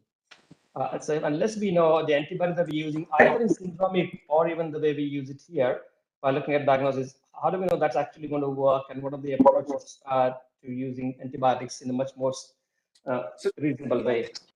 So by now, what we seems to have been established that syndromic approach can fail. Yes. And we have to then go on to diagnostics. We have to understand when to actually pick up a sample, send it to the laboratory, and it has to be a coordinated work between microbiology departments, microbiological diagnosis, and this. And ensuring that the patient gets the right medication for the right dose for the right time with partner treatment and everything. So ma'am's case is a perfect example. Overprescription of the antibiotics led to candidiasis, essentially, right? Yeah. There's one point I would like to share is the HIV counselor. Somehow, what we have seen is these partners, they come for testing to the HIV ICTC. And they really open up there. They don't know that counselors are not doctors. So, but the way they open up, they talk about other things. I mean, like Dr. Vidya said, it's very difficult to get the partner. But in HIV, partner notification, partner testing is very important. And each other's report is obviously not given. So somehow I feel that may be a point of convergence, and that can be an opportunity for us to get the partners. And actually very rightly pointed out, there's so much of gaps in the understanding by the healthcare provider himself or herself, that this is the first gap which we have to address when we go in for any program, It's like awareness amongst the healthcare providers. Another moot point we had was, do we have a national biorepository for clinical samples or the pathogen isolates for reproductive infectious diseases in India? I am not sure whether the Apex lab also has. So the Apex lab is Satyajang Hospital, but I don't think they have a biorepository. That's a very important thing, because if all of you want to do some basic sciences, do we have the pathogens? First and foremost, we are not culturing all the pathogens. After a syndromic treatment, by the time they come to a tertiary care institute, if the symptoms persist, we may get, pathogens like Candida and other things. But you can't, all the bacterial pathogens, it's difficult to get. And when it comes to Neisseria gonorrhoeae also, we have had a couple of them in the last 2 years. But maintaining them, it has to be lyophilized. So that is again a gap. We do not have places where it can be, because it gets contaminated very fast. Just keeping it and doing a sensitivity the next day, and by the time we even send it for cross checking to the Apex lab, it gets contaminated. So these are certain things but we are not culturing everything. So what do we keep? Do we keep the RNA, the sample, what do we keep? Yes, of course, we can keep the sample after molecular testing. Anybody, ma'am, Dr. Kalkar, any?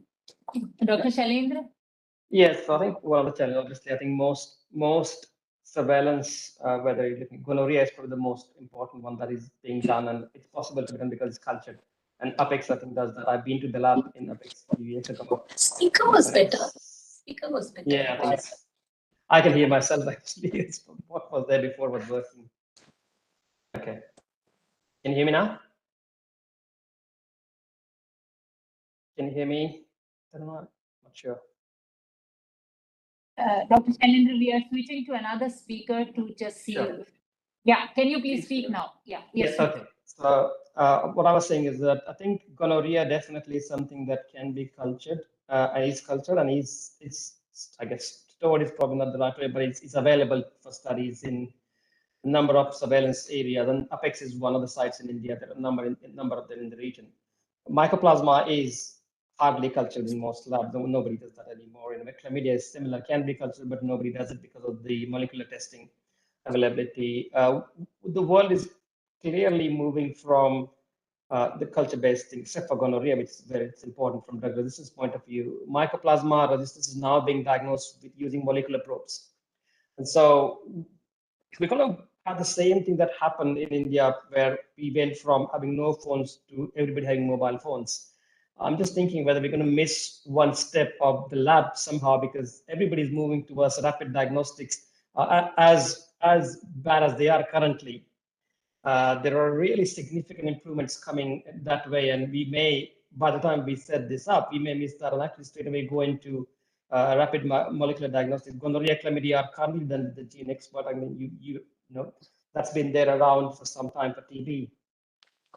This cost is obviously an issue at this stage. There are a variety of newer diagnostic technologies coming our way using your own mobile phones even, and that what we are going to see in the next 10 years is a diagnostic revolution in infectious diseases, fueled initially by HIV 3 decades ago, and now probably by COVID. In that sense, so those are my thoughts, I think, on diagnostics. It will be great to have some of the focus on diagnostics and potentially rapid diagnostics within some of the research work that happens at the institute, in obviously close partnership with the clinicians and the National AIDS Control Organization. Thank you, sir. I would like to you. Come on, please. So, I mean, I don't know how many questions we should. Yeah, just. Yeah. So, okay. Just leading on from that, in terms of diagnosis and the biorepository question earlier, let's say you have a sample, even if it's the index sample, the first sample, how important, and considering the limitation that you most likely won't get another sample for that person, and if you do, it will be rare. How important do you think something like a integrated, like a, let's say if it was possible to do even in a small setting, let's say an ex vivo genomics approach, where we basically sequence everything that's in that sample, right? And then we kind of, use metagenomics, we use our expertise to delineate most likely etiological factors and even probably some prognostic signatures which we might pick up. What do you think that would add, even if we could do it at a relatively, like a cluster like here, NIRE, KEM, something like that, where we would be able to do this? Do you think this would have any value? I can often think of one example. Though this is a very sore point in my mind, I always keep feeling that this is a very unjust approach of the healthcare systems, legal systems, everybody, to adolescent clients. Our POCSO Act has criminalized sex under age of 18. So we have to essentially believe nobody under 18 is having sex. At the same time, we are saying that cervical cancer vaccine, the age group to be administered is 9 years minimum. 12 years, 9 years, whatever. Now, if suppose these girls have HPV, any of these girls, and we have a son, we would be doing a lot of service to them if they fall in the high risk or if we screen them with HPV or something of that sort. And then for a while it was said that CA breast was the topmost condition, and now it is again changing. So maybe this repository or tracing of these people might help this population. And this population, we are really doing disservice to by considering that they are not supposed to have sex. Forget girls, boys, adolescent boys, they are labeled criminals if they have sex. Girls are labeled victims and boys are labeled criminals. So how are we going to really prevent such morbidity in them?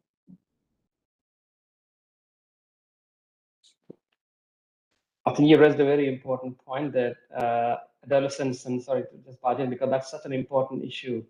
Adolescents and sexual health, STI, gender and RTI, I think it's something, I mean, HPV vaccine is another issue that we generally haven't talked about, I guess, today. I think this is an important time that we should have done that 15 years ago. We can do that now. I think every forum that we are able to talk about HPV vaccination and advocate for that would be important. I've been doing that for since the HPV vaccine was rolled out here in Australia. I think we should do that as soon as we can. And I think scientists and professionals should speak about the benefits that currently exist. If we can vaccinate with COVID such a large population in such a short time, there is no reason why can't we do a catch for HPV very similar way. I think that's really an important one to convince our policymakers to do that. But apart from that, I think the young people and they're important in a way. They're vulnerable on one side, but also not heard from healthcare providers on the other side. I mean, in Australia, we can see everybody who is 14 and above.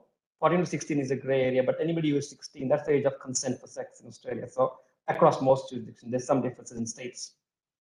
But that's, I think, where young people and obviously they're having sex, we know that, and everybody knows that, I guess, in that sense that there is exposure of some kind. How far is the question? What proportion is the question? Not whether they're having yes and no. I think they're definitely having it. So what proportion and what proportion are actually increased risk because they're completely reluctant to come to healthcare providers. And so surveillance would be an important part there as well. Sorry, kind of margin against them. Can I just add? Sure.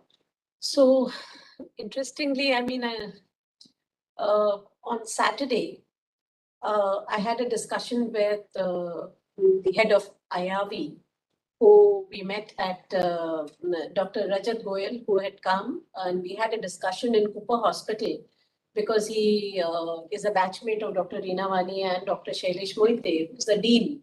So they called me there and they said that, so Dr. Rajat Goyal clearly said that this is the area we want to work in, is adolescent health. Because as of now, as she very rightly said, mixed messages are going across to them.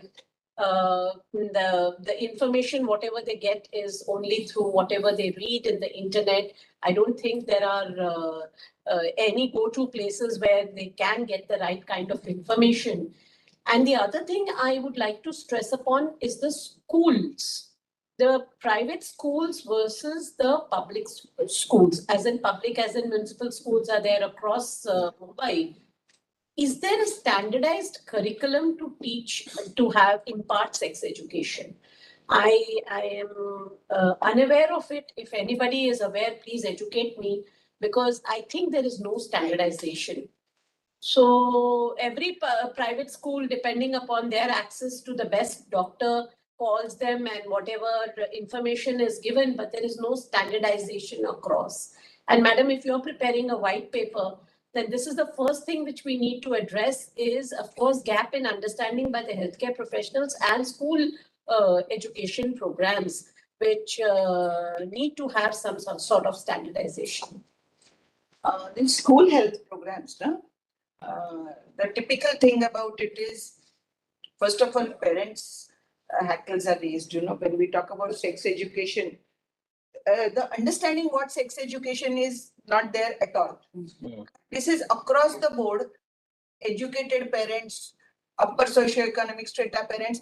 When sexuality is considered with morality or vice versa, I think we should stop doing that. We should de-link sexual behavior with moral judgment on it. When that happens, parents get anxious. Parents do not want students to understand. Understanding about body is one part. So what FOXY did, Federation of Obstetric Gynec Societies of India, is that when they started this initiative, they actually wanted to reach out to even this agenda. But what happened is they had to first start with dysmenorrhea and menstrual problems and etc. So that under sort of veil of that, some message could be passed on and all that. This is very complicated, and we have unnecessarily complicated this very simple basic matter. If our population is so large, it is not without sex. So why do we make sex a big taboo? And regardless of what we want to understand, almost all youngsters are having sexual experimentation and sexual exploration. It is not only parents don't come to know, but children do it. And there are enough studies even to know that drug use in children is quite high. Experimentation again. Now, when you put drugs and sexual behavior together, what sort of risk? So when this education fails, we are failing at every area as far as adolescents are concerned. I'm sure everybody is aware that the Indian Academy of Pediatrics advocates HPV vaccination in males and females from age 9. And it advocates as in all pediatricians, at least I'm aware in the city of Mumbai, are giving HPV vaccine to children from the age of 9. So, but no patients. No, that's exactly what I'm saying. Those who can access those clinics. On one side, and on the other side, there is no sex education. So I think this balance is totally. A final word on should we have or do we already have a registry for sexually reproductive infectious diseases, RTI, STI? Shall I say? Yes. For HIV, do we have, and can we put it together? For a while, NACO actually appointed counselors for STI, RTI also. But counselors were given so much work that whenever there was absentee on this side, they would go there. So the focus was not on counseling about STI, RTIs. Of course, they have collected fair number of data on that. There was line listing of that. But then line listing of STI patients stopped because it became very complicated. HIV patients line listing was relatively simpler because you had one report. Here, since it was only syndromic management, there was no samples as such. So no way to know whether, and this is like any curdy white discharge is candidiasis. Now, there has to be redness of the vagina. There has to be, so white discharge it can be anything. It can be, so when clinician writes candidiasis, how many candidiasis do you collect? So that registry has stopped. Our department, this thing is going on. They're maintaining the thing, but as you said, it is not diagnosed. Like every white discharge is not candida, but it's written in the roster. White discharge candida. Small herpes, not proved. It's a clinical diagnosis. Yeah, clinical, but wrong quite a number of times. At least VRN positive means we know it is syphilis. So that way, the tests and the clinical things don't match. So there are errors. Like if you go clinically, the numbers will be more. But if you really diagnose properly, it is less. So this is another gap, right, which could easily be addressed if we align good diagnostic methodologies. Yes. I have only diagnosis has to be strengthened, at least that's what I feel in my OPD. We are doing only clinical because syndromic approach is there. So it's, like very easy way out. Okay, this guy and they get the kit. But when I was a resident, the syndromic approach was not there. We used to do all the steps. We used to do smear, we used to do Zang, sometimes a biopsy, and then prove it and get the patient admitted, treat it, follow up and everything. All this thing is lost now recently because it's fast, very fast. Because we don't want to lose patient on day one. Patient comes on day one, the kit is given, whether it follows up or not, we don't know. So because of this HIV, the syndromic approach had come, but now since the HIV is stable, I think we have to go back to the diagnostic facilities. I have only one observation over the years. Now you're a national institute. You can definitely take this up. How many documentaries are there? How many social media, films are there talking about sexual health? There are hardly. I mean, if you want to reach out to the masses, everybody's not going to come to the hospital. We have to reach out to the masses through these kind of messaging, some documentaries. Something needs to be done at the level like they do for tuberculosis, for hepatitis B. See, hepatitis B vaccination was very successful probably because they brought in Amitabh Bachchan. So, I mean, what I'm trying to say is bring in some personality who can talk emphatically of this particular cause. And I think this is the way we can definitely make a change. Another thing what I realized is that in the past there were not many medications. Now, new drugs are there which act against all STDs. So, a lot of self-medication goes on. They don't even come to the OPD. They will have also, they will try azithromycin, they try Ceftriaxone, they try doxycycline. If they don't respond, then only they will come. It's very easy to treat self-treatment because everything is there at the fingertip of a chemist. Will give prescriptions without doctor's prescription. I have to say, they'll say, okay, go to the And then so we'll that's see, the worst thing can happen, I can say. we'll see more candidiasis then. Yes, Because and that's how. So, So we wrap up today's mini symposium and Thank you so much. a further vote of thanks. thank you so much. Ma'am, 2 minutes.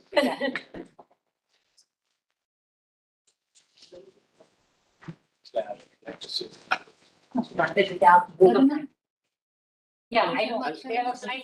like to say a few words. We're at the end of today's symposium, and it was a great time actually to have you all, but we have to wrap up. And I would like to thank all the honorable delegates, the invited speakers and panel members who blessed us with their wonderful talks and suggestions. So we are grateful to everyone who is here as well as online. And I, on behalf of the organizing committee, convey deep regards and hearty thanks to our honorable director, ma'am. She has guided us throughout the agenda and facilitated the necessary administrative approval for organizing this event. My sincere thanks to Dr. Sunil Kapare, who has helped us in planning the events and organize this meeting. We express our gratitude to Dr. Vikrant and Dr. Susan for their help and support at various stages. Today, my words are not enough to express the gratitude to Professor Hari Sharma, who has traveled and has given us a visit at Mumbai. They supported us in all possible manner to organize this conference. We are very grateful to you, sir, and I am very much thankful to all our staff members, the security team, the IT support, library team, administration, all the members who stood by us and made it happen. I feel proud and thank you for making this event a successful one. Thank you. We'd like to. Sir would like to say something. Yeah, sir would like. I'll just to share a few things. And it was a very, very simple way of communicating. मैं हिंदी में बताता हूँ, आप सब लोग हिंदी समझते होंगे, क्योंकि मेरे लिए अच्छा रहेगा यहाँ मैं कुछ हिंदी बोल रहा हूँ. Actually, हमारे बच्चे वहाँ पैदा हुए, बड़े हुए, तो हमने सारी स्टेजेस देखी उनकी लाइफ की. तो वो मैं क्विकली शेयर करना चाहूँगा, क्योंकि हमारी जो स्टिग्मा और तरह तरह की बातें आपने बताई, वो वहाँ पे मल्टीपल स्टेजेस जहाँ पे सब कुछ चलता है. HPV जो यहाँ पे यूज होता है, that was actually found and discovered in BOMC, जिन्होंने पहले इनका वायरस और सब आइसोलेट करके, और ये वैक्सीन जब स्टेज तक आई तो वो एम्स्टर्डम की देन है एक्चुअली। तो यहाँ पे क्या है कि जो वहाँ जो तय की गई कि भाई 9 साल पे लगाना, पहले 13 पे लगाना शुरू किया था, अब 9 पे आ गए। तो वो बाहर की चीजें बहुत जल्दी कॉपी कर ले रहे हैं, लेकिन एक्चुअली हमको जो स्टिग्मा है, जो बच्चों को समझाना है, वो नहीं होता है यहाँ। उसको बाकी मतलब हर आदमी का कुछ नहीं करना, बच्चा बढ़ रहा है ये। वहां पे क्या है कि स्कूल में सब चीज दिखाया जाता है, सब बताया जाता है पूरा। when they are 14 13 14 की एज पे, even earlier, everything कि कंडोम कैसे यूज करते हैं, प्रॉपर डॉक्टर आके समझाते हैं, बताते हैं, मतलब लेक्चर्स होते हैं। और कैसे आपको पब्लिक में रहना है। हर स्कूल में, प्राइमरी स्कूल में ही हर महीने एक लेक्चर होगा, पुलिस का इंस्पेक्टर आएगा कि आपको कैसे बिहेव करना है, सड़क पे कैसे चलना है, रेड लाइट्स क्या होती है, कैसे। तो वो सब, और हर जगह मतलब पूरी यूनिफॉर्मिटी है। आप चले जाइए, छोटा सा ही कंट्री है, बट यहाँ उसको मल्टीप्लाई कर दीजिए इतने में, तो अपने अपने डिस्ट्रिक्ट के लोग एक गाइडलाइन हो कि भाई इस तरीके से करना है, तो बहुत आसान है। तो सबसे मतलब लोएस्ट प्रेगनेंसी रेट है नेदरलैंड्स का, और वहाँ पे हाईली एक्टिव है बच्चे, मतलब 13-14 साल के। कोई मतलब you can not really prevent it. तो वो पर्दे के पीछे जो कहानी है इंडिया की, वहाँ ऐसा कुछ नहीं। वहाँ पे मतलब पेरेंट्स और टीचर सबको इस तरीके से समझाया गया है कि क्या गलत है क्या सही है। ये बच्चे अपने आप को समझ लें कि क्या सही है क्या गलत है, तो कोई प्रॉब्लम नहीं है। पेरेंट्स भी खुश हैं, बच्चे भी बहुत हेल्दी हैं, और everything is very well controlled and very well managed.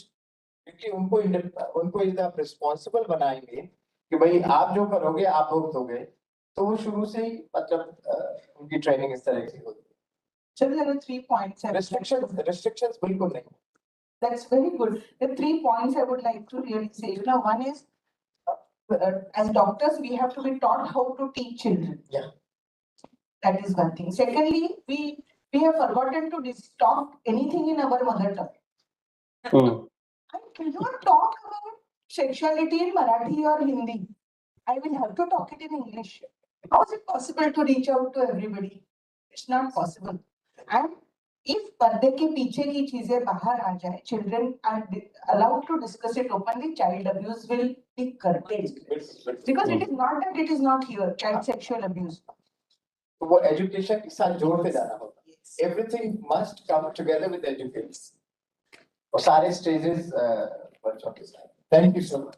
We would like to give a token of appreciation from our mom to Dr. Padmaja Savi, Dr. Reproductive Hunter, and Dr. Zainab Patel. Okay. Thanks.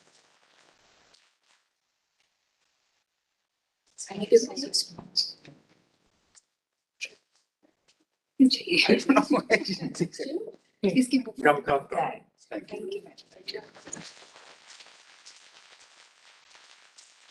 Thank you, everyone. We actually extended a long way, but I think it was much needed. And we will use this information from our various speakers and panelists to prepare a document, and we will be sharing it at various government forums. Thank you very much. I tell you, bored.